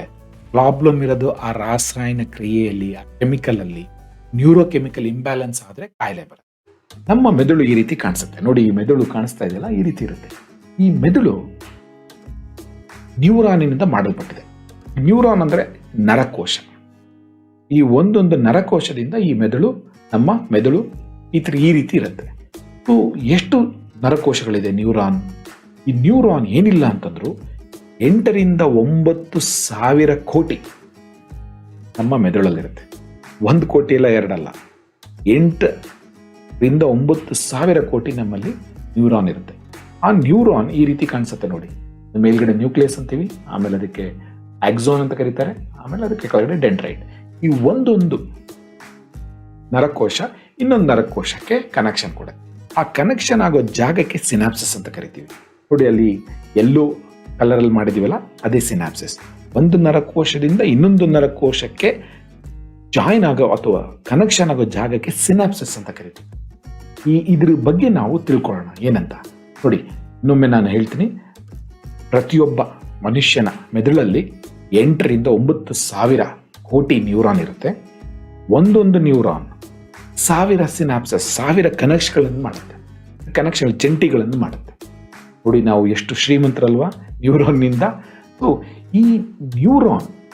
ಈ ನ್ಯೂರಾನ್ ಅಲ್ಲಿ ಏನು ಪ್ರಾಬ್ಲಮ್ ಇರೋದಿಲ್ಲ. ಪ್ರಾಬ್ಲಮ್ ಏನಂದ್ರೆ ಈ ಕನೆಕ್ಷನ್ ಅಲ್ಲಿ ಪ್ರಾಬ್ಲಮ್ ಇರುತ್ತೆ. ನಮ್ಮ ಮಾನಸಿಕ ಕಾಯಿಲೆಯಲ್ಲಿ ಎಲ್ಲ ಕಡೆ ಈ ಜಂಟಿ ಇದೆಯಲ್ಲ, ಸಿನಾಪ್ಸಿಸ್ ಅಂತೀವಲ್ಲ, ಒಂದು ನರಕೋಶದಿಂದ ಇನ್ನೊಂದು ನರಕೋಶಕ್ಕೆ, ಆ ಜಂಟಿಯಲ್ಲಿ ಸಿನಾಪ್ಸಿಸ್ ಅಲ್ಲಿ ಪ್ರಾಬ್ಲಮ್ ಆಗುತ್ತೆ. ಉದಾಹರಣೆಗೆ ನೋಡಿ, ಒಂದು ಆಕ್ಸಾನ್ ಇದೆ, ಅಲ್ಲಿ ಕೆಳಗಡೆ ಇನ್ನೊಂದು ನರಕೋಶಕ್ಕೆ ಜಂಟಿ ಆಗೋ ಜಾಗ, ಈಗ ಸಿನಾಪ್ಸಿಸ್ ಅಂತ ಕರಿತೀವಿ. ಒಂದು ಎಲೆಕ್ಟ್ರಿಕಲ್ ಇಂಪಲ್ಸ್ ಅಂದ್ರೆ ವಿದ್ಯುತ್ ಕಂಪನ ಅಥವಾ ಸ್ಟಿಮ್ಯುಲಸ್ ಅಂತೀವಿ, ಅದು ಬರುತ್ತೆ. ಅದು ಎಲೆಕ್ಟ್ರಿಕಲ್ ಇಂಪಲ್ಸ್ ಬಂದ್ಬಿಟ್ಟು ಏನ್ ಮಾಡುತ್ತೆ ಅಂತಂದ್ರೆ ಸಿನಾಪ್ಸಿಸ್ ಅಲ್ಲಿ ಕೆಮಿಕಲ್ಸ್ ನ ರಿಲೀಸ್ ಮಾಡ್ತಾ ಇದೆ. ಹಳದಿ ಇದೆಯಲ್ಲ, ಅದೇ ಕೆಮಿಕಲ್ಸ್. ಅದಕ್ಕೆ ನಾವು ನ್ಯೂರೋ ಹಾರ್ಮೋನ್ ಅಂತ ಕರಿತೀವಿ, ಅಥವಾ ನೀವು ನ್ಯೂರೋ ಟ್ರಾನ್ಸ್ಮಿಟರ್ ಅಂತ ಕರಿಬಹುದು, ಕನ್ನಡದಲ್ಲಿ ನರವಾಹಕ ಅಂತ ಹೇಳ್ತೀವಿ. ಈ ನರವಾಹಕ ರಿಲೀಸ್ ಆಗುತ್ತೆ. ರಿಲೀಸ್ ಆದ್ಮೇಲೆ ಮತ್ತೆ ಅದು ಎಲೆಕ್ಟ್ರಿಕಲ್ ಇಂಪಲ್ಸ್ ಕಂಟಿನ್ಯೂ ಆಗುತ್ತೆ. ಅಂದ್ರೆ ಎಲೆಕ್ಟ್ರಿಕಲ್ ಇಂಪಲ್ಸ್ ಬರುತ್ತೆ, ಕೆಮಿಕಲ್ಸ್ ರಿಲೀಸ್ ಆಗುತ್ತೆ, ನ್ಯೂರೋ ಕೆಮಿಕಲ್ಸ್ ರಿಲೀಸ್ ಆಗುತ್ತೆ. ಆ ಕೆಮಿಕಲ್ಸ್ ಮತ್ತೆ ಎಲೆಕ್ಟ್ರಿಕಲ್ ಇಂಪಲ್ಸ್ನ ಕಂಟಿನ್ಯೂ ಮಾಡುತ್ತೆ. ಸರ್, ಹಿಂಗೆ ಯಾಕೆ ಮಾಡ್ದ ದೇವರು ನೋಡಿ? ಒಂದು ನರಕೋಶ 1000 ಕನೆಕ್ಷನ್ ಮಾಡಿರುತ್ತೆ ಅಂದ್ರೆ ಅದು 1000 ನರಗಳಿಗೆ ಕೆಲಸ ಮಾಡೋದಕ್ಕೆ ಹೇಳ್ಬೋದು ಅಥವಾ ಕೆಲಸ ನಿಲ್ಲಿಸೋದಕ್ಕೆ ಹೇಳ್ಬೋದು. ಅಂದ್ರೆ ಎಕ್ಸೈಟೇಷನ್ ಮಾಡ್ಬೋದು, ಇನಿಬಿಷನ್ ಮಾಡ್ಬೋದು. ಸೊ ಇದು ಒಂದು ರೀತಿಯಾದ ಚೆಕ್ಸ್ ಅಂಡ್ ಬ್ಯಾಲೆನ್ಸಸ್ ದೇವರು ಕೊಟ್ಟಿದ್ದಾನೆ. ಒಂದು ನರಕೋಶಕ್ಕೆ 1000 ಕನೆಕ್ಷನ್ಸ್. ಆ ಕನೆಕ್ಷನ್, ಒಂದೊಂದು ಕನೆಕ್ಷನ್ ಅಲ್ಲಿ ಕೂಡ ಈ ತರ ನ್ಯೂರೋಕೆಮಿಕಲ್ಸ್ ರಿಲೀಸ್ ಆಗುತ್ತೆ. ಆ ನ್ಯೂರೋಕೆಮಿಕಲ್ಸ್ ರಿಲೀಸ್ ಆಗೋದಕ್ಕೆ ನಾವು ವಿವಿಧ ಮಾನಸಿಕ ಕಾಯಿಲೆ ಕಾಣಿಸುತ್ತೆ ನೋಡಿ. ಈ ಕೆಮಿಕಲ್ಸ್ ರಿಲೀಸ್ ಆದ್ಮೇಲೆ ಹೇಗೆ ಇದೊಂಥರ ಬ್ಯಾಂಕ್ ಇದ್ದಾಗ, ಆಕ್ಸಾನ್ ಬ್ಯಾಂಕ್ ಅಂತ ತಗೊಳ್ಳಿ, ಅಲ್ಲಿಂದ ಹಾರ್ಮೋನ್ ರಿಲೀಸ್ ಆಗುತ್ತೆ. ರಿಲೀಸ್ ಆಗಿ ತಮ್ಮ ಕೆಲಸ ಮಾಡಿ, ಅಂದ್ರೆ ಎಲೆಕ್ಟ್ರಿಕಲ್ ಇಂಪಲ್ಸ್ ಬಂತು, ಕೆಮಿಕಲ್ ಟ್ರಾನ್ಸ್ಮಿಟರ್ ಬರುತ್ತೆ, ಅಲ್ಲಿಂದ ಮತ್ತೆ ಅದು ಎಲೆಕ್ಟ್ರಿಕಲ್ ಇಂಪಲ್ಸ್ ಕನ್ವರ್ಟ್ ಆಗುತ್ತೆ. ಆದಮೇಲೆ ಕೆಮಿಕಲ್ಸ್ ವಾಪಸ್ಸು ಮತ್ತೆ ಅವರ ಗೂಡಿಗೆ ಹೋಗ್ತವೆ. ಅದು ಸಹಜ, ನಾರ್ಮಲ್. ಬಟ್ ಕೆಲವೊಮ್ಮೆ ಏನಾಗುತ್ತೆ, ಈ ನ್ಯೂರೋ ಹಾರ್ಮೋನ್ ಅಂತೀವಲ್ಲ ನಾವು, ಆ ನ್ಯೂರೋ ಹಾರ್ಮೋನ್ ಕಡಿಮೆ ಆದಾಗ ಡಿಪ್ರೆಷನ್ ಬರುತ್ತೆ. ಯಾವುದು? ಸೆರೆಟೋನಿನ್, ಅಡ್ರಿನಲಿನ್, ಡೋಪಮೈನ್, ಗ್ಲುಟಮರ್ಜಿಕ್, ಗಾಬಾ ಅಂತ ಹಲವಾರು ಹಾರ್ಮೋನ್ಗಳು ಕಡಿಮೆ ಆದಾಗ ಕೆಲವೊಂದು ಬ್ರೈನಿನ ಕಡೆ ಆ ಥರ ಕಡಿಮೆ ಆದಾಗ ಡಿಪ್ರೆಷನ್ ಕಾಣಿಸ್ಕೊಳ್ಳುತ್ತೆ. ಕೆಲವೊಮ್ಮೆ ಜಾಸ್ತಿ ಆದರೆ ಬೇರೆ ರೀತಿ ಕಾಯಿಲೆ ಬರುತ್ತೆ. ಇವತ್ತು ನಾವು ಖಿನ್ನತೆ ಬಗ್ಗೆ ಮಾತಾಡ್ತೀವಿ. ಸೊ ಮುಖ್ಯವಾಗಿ ಸೆರೆಟೋನಿನ್ ಕಡಿಮೆ ಆದಾಗ ಡಿಪ್ರೆಷನ್ ತೀವ್ರವಾಗಿ ಕಾಣಿಸ್ಕೊಳ್ಳುತ್ತೆ. ನಾವು ಇನ್ನೂ ಕುಲಂಕುಷವಾಗಿ ಅರ್ಥ ಮಾಡ್ಕೊಳ್ಳೋದಕ್ಕೆ ಒಂದು ಚಿಕ್ಕ ಮೆದುಳಿನ ಒಳಗೆ ಹೋಗ್ಬಿಟ್ಟು ಈ ನರಕೋಶಗಳು ಯಾವ ರೀತಿ ಆಗುತ್ತೆ ಅಂತಂದ್ಬಿಟ್ಟು ನೋಡುವ ವೀಕ್ಷಕರೇ. ಈ ಉದಾಹರಣೆಗೆ ನೋಡಿ, ಈಗ ಈ ನಮ್ಮ ಖಿನ್ನತೆಗೆ ಕಾರಣ ಏನು? ಮೆದುಳು ಕಾರಣ. ಈ ಮೆದುಳು ನಮ್ಮ ಏನಂತಾರಲ್ಲ, ತಲೆ ಬುರುಡೆ ಒಳಗೆ ಮೆದುಳಿದೆ. ಮೆದುಳಲ್ಲಿ ಅಲ್ಲಿ ಕಾಣಿಸ್ತಾ ಇದೆಯಲ್ಲ, ಅವೆಲ್ಲ ನರಕೋಶಗಳು. ನೋಡಿ, ಅದು ಎಲೆಕ್ಟ್ರಿಕಲ್ ಇಂಪಲ್ಸಸ್ ಒಂದು ಕಡೆಯಿಂದ ಇನ್ನೊಂದು ಕಡೆಗೆ ಹೋಗ್ತಾ ಇದೆ. ಒಂದು ನರಕೋಶದಿಂದ ಇನ್ನೊಂದು ನರಕೋಶಕ್ಕೆ ಹೋಗುತ್ತೆ. ಎಷ್ಟು ನರಕೋಶಗಳಿದೆ? 8ರಿಂದ 9,000 ಕೋಟಿ ನರಕೋಶಗಳು ನಮ್ಮ ಬ್ರೈನಲ್ಲಿದೆ. ಈ ನರಕೋಶಗಳು ಒಂದು ನರಕೋಶದಿಂದ ಇನ್ನೊಂದು ನರಕೋಶಕ್ಕೆ ಕನೆಕ್ಟ್ ಆಗುತ್ತಲ್ಲ, ಆ ಕನೆಕ್ಟ್ ಆಗೋ ಜಾಗನೇ ನಾವು ಸಿನಾಪ್ಸಿಸ್ ಅಂತ ಕರಿತೀವಿ. ಈ ಸಿನಾಪ್ಸಿಸ್ ಇರುತ್ತಲ್ಲ, ಅದು ಒಂದು ನರಕೋಶದಿಂದ ಇನ್ನೊಂದು ನರಕೋಶಕ್ಕೆ ಜಂಟಿ ಆಗೋ ಜಾಗಕ್ಕೆ ಸಿನಾಪ್ಸಿಸ್. ಎಷ್ಟು ಸಿನಾಪ್ಸಿಸ್ ಇರುತ್ತೆ? 1000 ಸಿನಾಪ್ಸಿಸ್. ಈ ಸಿನಾಪ್ಸಿಸ್ ಅಲ್ಲಿ ಏನಾಗುತ್ತೆ? ಎಲೆಕ್ಟ್ರಿಕಲ್ ಇಂಪಲ್ಸ್ ಬಂತು, ಕೆಮಿಕಲ್ ರಿಲೀಸ್ ಆಯಿತು. ಕೆಮಿಕಲ್ ಬರುತ್ತೆ, ಎಲೆಕ್ಟ್ರಿಕಲ್ ಇಂಪಲ್ಸ್ ಬಂದ ತಕ್ಷಣ ಕೆಮಿಕಲ್ ರಿಲೀಸ್ ಆಗುತ್ತೆ. ಆ ರಿಲೀಸ್ ಆಗಿದ್ದು ಮತ್ತೆ ವಾಪಸ್ ಆಕ್ಸಾನ್ಗೆ ಹೋಗುತ್ತೆ. ನೋಡಿ, ಇದಕ್ಕೆ ನಾವು ನ್ಯೂರೋ ಹಾರ್ಮೋನ್ ಅಂತ ಕರಿತೀವಿ, ಅಥವಾ ನರವಾಹಕ ಅಂತ ಕರಿಬೋದು, ನ್ಯೂರೋ ಟ್ರಾನ್ಸ್ಮಿಟರ್ಸ್ ಅಂತ ಕರಿತೀವಿ. ಇಲ್ಲಿ ಕೆಮಿಕಲ್ಸ್ ಇದೆಯಲ್ಲ, ಈ ಕೆಮಿಕಲ್ಸ್ಗಳು ಕಡಿಮೆ ಆದಾಗ ಅವಾಗ ಏನಾಗುತ್ತೆ? ಡಿಪ್ರೆಷನ್ ಕಾಣಿಸ್ಕೊಳ್ಳುತ್ತೆ. ಹಲವಾರು ನ್ಯೂರೋ ಹಾರ್ಮೋನ್ಗಳಿದೆ. ಆ ಹಾರ್ಮೋನ್ಗಳು ಯಾವ್ದು? ಸೆರಿಟೋನಿನ್, ಅಡ್ರಿನಲಿನ್, ಗಾಬಾ, ಗ್ಲುಟಮರ್ಜಿಕ್ ಮತ್ತೆ ಡೋಪಮಿನ್ ಅನ್ನೋ ಈ ನರವಾಹಕಗಳು ಕಡಿಮೆ ಆದಾಗ ಡಿಪ್ರೆಷನ್ ಕಾಣಿಸ್ಕೊಳ್ಳುತ್ತೆ. ಅದೇ ರೀತಿ ನಾವು ಈ ಡಿಪ್ರೆಷನ್ ಹೋಗೋದಕ್ಕೆ ಚಿಕಿತ್ಸೆ ಕೊಡ್ತೀವಲ್ಲ, ಅಲ್ಲಿ ಏನಾಗುತ್ತೆ ಗೊತ್ತಾ ವೀಕ್ಷಕರೇ? ಈ ಹಾರ್ಮೋನ್ಗಳು ವಾಪಸ್ ಹೋಗ್ಬೇಕಲ್ವಾ ಆಕ್ಸಾನ್ಗೆ, ಅದನ್ನ ತಡೆ ಹಿಡಿದ್ಬಿಟ್ಟು ಅಲ್ಲಿ ಜಾಸ್ತಿ ಕೆಲಸ ಮಾಡೋದಕ್ಕೆ ಹಾರ್ಮೋನಿಗೆ ಟೈಮ್ ಕೊಡುತ್ತೆ. ಅದರಿಂದ ಏನಾಗುತ್ತೆ ಅಂದರೆ ಡಿಪ್ರೆಷನ್ ಗುಣ ಆಗುತ್ತೆ ವೀಕ್ಷಕರೇ. ಸೊ ನಮ್ಮ ಮಾತ್ರೆಗಳು ಎಲ್ಲಿ ಕೆಲಸ ಮಾಡುತ್ತೆ ಅಂದರೆ, ಈ ಹಾರ್ಮೋನ್ಗಳು ವಾಪಸ್ ಹೋಗೋದಕ್ಕೆ ಬಿಡೋದಿಲ್ಲ, ಅಲ್ಲೇ ಇನ್ನೂ ಸ್ವಲ್ಪ ಹೊತ್ತು ಕೆಲಸ ಮಾಡಿ ಅಂತ ಹೇಳಿ ಡಿಪ್ರೆಷನ್ನ ಹೋಗಿಸೋದಕ್ಕೆ ಪ್ರಯತ್ನ ಮಾಡುತ್ತೆ. ಅದಕ್ಕೆ ನಾವು SSRI ಅಂತ ಕರಿತೀವಿ, ಸೆರಿಟೋನಿನ್ ಸೆಲೆಕ್ಟಿವ್ ಸೆರಿಟೋನಿನ್ ರೀಅಪ್ಟೇಕ್ ಇನ್ಹಿಬಿಟರ್ಸ್ ಅಂತ ಕರೀತಾರೆ. ಸೊ ಈ ಮಾತ್ರೆಗಳಿಂದ ಡಿಪ್ರೆಷನ್ ಕಡಿಮೆ ಆಗುತ್ತೆ. ಅಂದರೆ ನಮ್ಮ ಖಿನ್ನತೆ ಎಲ್ಲಿದೆ ಹಾಗಾದ್ರೆ? ಮೆದುಳಲ್ಲಿದೆ, ಮನಸ್ಸಿನಲ್ಲ. ಮುಂದೆ ಈ ಖಿನ್ನತೆ ಹೇಗೆ ಕಂಡುಹಿಡಿಯೋದು? ನೋಡಿ, ಎಷ್ಟು ನರಕೋಶಗಳಿದೆ? 8ರಿಂದ 9,000 ಕೋಟಿ ನರಕೋಶಗಳಿದೆ. ಅದನ್ನು ನಾವು ಯಾವುದೇ ರೀತಿಯಾದ ಸ್ಕ್ಯಾನ್ ಮಾಡಿದ್ರೂ ಗೊತ್ತಾಗೋದಿಲ್ಲ. ಒಂದೊಂದು ನರಕೋಶದಲ್ಲಿ 1000 ಸಿನಾಪ್ಸಿಸ್ ಇದೆ. ಯಾವ ಸಿನಾಪ್ಸಿಸ್ ಅಲ್ಲಿ ಕೆಮಿಕಲ್ ಇಂಬ್ಯಾಲೆನ್ಸ್ ಆಗಿದೆ ಅಂತ ಗೊತ್ತಾಗೋದಿಲ್ಲ. ಯಾವ ರೀತಿಯಾದ ಸ್ಕ್ಯಾನ್, MRI ಸ್ಕ್ಯಾನ್ ಮಾಡಿದ್ರೂ ಗೊತ್ತಾಗೋದಿಲ್ಲ. ಯಾವ ರೀತಿಯಾದ ಬ್ಲಡ್ ಟೆಸ್ಟ್ ಮಾಡಿದ್ರೂ ಗೊತ್ತಾಗೋದಿಲ್ಲ. ಕಫ ಪರೀಕ್ಷೆ ಮಾಡಿದ್ರೂ ಗೊತ್ತಾಗೋದಿಲ್ಲ. ಮತ್ತೆ ಹೇಗೆ ಗೊತ್ತಿಡಿಯೋದು? ವೀಕ್ಷಕರೇ, ಇದು ಈ ನುರಿತ ಅಥವಾ ಎಕ್ಸ್ಪೀರಿಯನ್ಸ್ಡ್ ಡಾಕ್ಟರ್ಸ್ ಇರ್ತಾರಲ್ವಾ, ಅಥವಾ ಸೈಕಾಟ್ರಿಸ್ಟ್, ಅವರ ಜೊತೆಗೆ ಸಮಾಲೋಚನೆ ಮಾಡಿದಾಗ, ಅವರ ಜೊತೆಗೆ ಪೇಷಂಟ್ ಅಥವಾ ಒಬ್ಬರ ಮನುಷ್ಯ ಜೊತೆಗೆ ಮಾತಾಡಿ ಅವರಿಗೆ ಈ ಅನುಭವ ಆಗ್ತಾ ಇದೆಯಾ, ಈ ಕಾಯಿಲೆಯ ಅನುಭವ ಅಂದರೆ ನಿರಂತರ ದುಃಖ, ನಿರಂತರ ಕೋಪ ಈ ಥರ ಬರ್ತಾ ಇದೆ ಅಂತಂದರೆ ಡಿಪ್ರೆಷನ್ ಇದೆ ಅಂತ ಈಸಿಯಾಗಿ ಕೊನೆಯದಾಗಿ ಅರ್ಥ ಮಾಡ್ಕೊಳ್ಳಿ. ನಮ್ಮ ಮನೋವೈದ್ಯಕೀಯ ಕಾಯಿಲೆಗಳು ಬರುತ್ತಲ್ಲ, ಅಂದರೆ ಸೈಕ್ಯಾಟ್ರಿ ಕಾಯಿಲೆಗಳು ಬರುತ್ತಲ್ಲ, ಅದಕ್ಕೆ ಈ ನ್ಯೂರೋಕೆಮಿಕಲ್ ಇಂಬ್ಯಾಲೆನ್ಸ್ ಆದಾಗ ಕಾಯಿಲೆ ಬರುತ್ತೆ. ಸರಿ, ಈ ಕಾಯಿಲೆಗಳ ಈ ಇಂಬ್ಯಾಲೆನ್ಸ್ ಏನಕ್ಕಾಗುತ್ತೆ? ಸ್ಟ್ರೆಸ್, ಮಾನಸಿಕ ಒತ್ತಡ ಬಂದಾಗ ಈ ಕೆಮಿಕಲ್ಸ್ ಇಂಬ್ಯಾಲೆನ್ಸ್ ಶುರುವಾಗುತ್ತೆ. ಸೊ ನಾವು ಮಾನಸಿಕ ಒತ್ತಡನ ಕಡಿಮೆ ಮಾಡೋದನ್ನು ಕಲಿಬೇಕು. ಮಾಡೋಕ್ಕಾಗಲಿಲ್ಲ ಅಂತಂತ ಕಾಯಿಲೆ ಬರೋ ಸಹಜ. ಒಂದು ಸರಿ ಇಲ್ಲ, ಈ ಕೆಮಿಕಲ್ಸ್ ಹುಟ್ಟತಾನೆ ಪ್ರಾಬ್ಲಮ್ ಇದ್ರೆ ಕಾಯಿಲೆ ಬರುತ್ತೆ. ಅವಾಗ ಮಾನಸಿಕ ಒತ್ತಡ ಬೇಡ, ಅವಶ್ಯಕತೆ ಬರುತ್ತೆ. ಅಂದರೆ ಮಾನಸಿಕ ಕಾಯಿಲೆಗೆ 2 ಇಂಪಾರ್ಟೆಂಟ್. ಒಂದು, ನರಕೋಶಗಳಲ್ಲಿ ಕೆಮಿಕಲ್ಸ್ ಯಾವ ರೀತಿ ಪ್ರೊಡ್ಯೂಸ್ ಆಗ್ತಾ ಇದೆ, ಅಂದರೆ ಚೆನ್ನಾಗಿ ಪ್ರೊಡ್ಯೂಸ್ ಆಗ್ತಾ ಇದೆ, ಸರಿಯಾದ ತಕ್ಕ ಮಟ್ಟಿಗೆ ಸರಿಯಾಗಿ ಪ್ರೊಡ್ಯೂಸ್ ಆಗ್ತಾ ಇದೆ ಅಂದರೆ ಗುಡ್. ಹೊರಗಡೆ ನಮ್ಮ ದೇಹದ ಹೊರಗಡೆ ಇರೋ ವಾತಾವರಣ ಬಹಳ ಸ್ಟ್ರೆಸ್ಫುಲ್ ಆಗಿದ್ರೆ ಇಂಬ್ಯಾಲೆನ್ಸ್ ಸ್ಟಾರ್ಟ್ ಆಗುತ್ತೆ. ಆಯ್ತಾ? ಸೊ ಹೊರಗಡೆ ಇರೋ ಎನ್ವೈರನ್ಮೆಂಟ್, ಪರಿಸರ, ಒಳಗಡೆ ಇರೋ ಪರಿಸರ ಅಂದರೆ ಬ್ರೈನಲ್ಲಿರೋ ಪರಿಸರ ಎರಡು ಚೆನ್ನಾಗಿ ತಾಳಮೇಳುವಾಗಿ ನಡೆದ್ರೆ ನಾರ್ಮಲ್ ಫಂಕ್ಷನಿಂಗ್ ಆಗುತ್ತೆ. ಇಲ್ಲ ಅಂತಂದ್ರೆ ಕಾಯಿಲೆ ಬರುತ್ತೆ. ಸೊ ಪರಿಸರ ಒತ್ತಡಗಳಿಂದ ಒಂದು, ಮತ್ತೆ ಹೆರಿಡಿಟ್ರಿ, ನಮ್ಮ ಬ್ರೈನೇ ಮುಂಚೆನೆ ಹುಟ್ಟಾಗಲೇ ವೀಕ್ ಇತ್ತು, ಆನುವಂಶಿಕವಾಗಿ ಬಂದಿತ್ತು, ಅವಾಗಲೂ ಕೂಡ ಕಾಯಿಲೆ ಬರೋ ಚಾನ್ಸ್. ವೀಕ್ಷಕರೇ, ಅರ್ಥ ಮಾಡ್ಕೊಂಡಿದ್ದೀರಾ? ಮೆದುಳು ಬಹಳ ಇಂಪಾರ್ಟೆಂಟ್ ಭಾಗ. ಅದು 2% ಇರುತ್ತೆ ನಮ್ಮ ತೂಕದಲ್ಲಿ. 2% ಅಂದರೆ 1 kg ಇಂದ 1.5 kg, 1ರಿಂದ 1.5 kg. ಆದರೆ 20% ಅದಕ್ಕೆ ರಿಸೋರ್ಸಸ್ ಕೊಡ್ತೀವಿ. 20% ಆಕ್ಸಿಜನ್, 20% ಗ್ಲೂಕೋಸ್, 20 ಬ್ಲಡ್ ಸಪ್ಲೈ ಕೊಡಬೇಕು. ಅದಾದಮೇಲೆ ಈ ಮೆದುಳಿನ ಕವರಿಂಗ್ಸ್ ಬಗ್ಗೆ ಮಾತಾಡ್ತೀವಿ. ಅದಾದಮೇಲೆ ನರಕೋಶಗಳು ಎಷ್ಟಿರುತ್ತೆ? 8,000ರಿಂದ 9,000 ಕೋಟಿ ನರಕೋಶಗಳಿದೆ ಎಲ್ಲ ಮನುಷ್ಯರಲ್ಲಿ. ಆ ಒಂದೊಂದು ನರಕೋಶ 1000 ನರಕೋಶಗಳ ಜೊತೆಗೆ ಮಾತಾಡುತ್ತೆ, ಅಂದರೆ ಕನೆಕ್ಷನ್ ಇಟ್ಕೊಳ್ಳುತ್ತೆ. ಅದಕ್ಕೆ ಸಿನಾಪ್ಸಿಸ್ ಅಂತ. ಆ ಸಿನಾಪ್ಸಿಸ್ ಎಲೆಕ್ಟ್ರಿಕಲಿ, ಈ ನರಕೋಶಗಳಲ್ಲಿ ಎಲೆಕ್ಟ್ರಿಕಲ್ ಇಂಪಲ್ಸ್ ಹೋಗ್ಬಿಟ್ಟು ಅಲ್ಲಿ ಕೆಮಿಕಲ್ ಪ್ರೊಡ್ಯೂಸ್ ಮಾಡುತ್ತೆ. ಅದು ಪ್ರೊಡ್ಯೂಸ್ ಆಗಿ ಇನ್ನೊಂದಕ್ಕೆ. ಸೊ ಇಷ್ಟು ಅರ್ಥ ಆದಮೇಲೆ ವೀಕ್ಷಕರೇ, ನಿಮಗೆ ಈ ವಿಡಿಯೋ ತುಂಬ ಲೈಕ್ ಆದರೆ ಪ್ಲೀಸ್ ನಮ್ಮ ಚಾನಲ್ನ ಸಬ್ಸ್ಕ್ರೈಬ್ ಮಾಡಿ. To stay safe. ಧನ್ಯವಾದಗಳು ನಿಮ್ಮ ಟೈಮ್ ಕೊಡೋದು.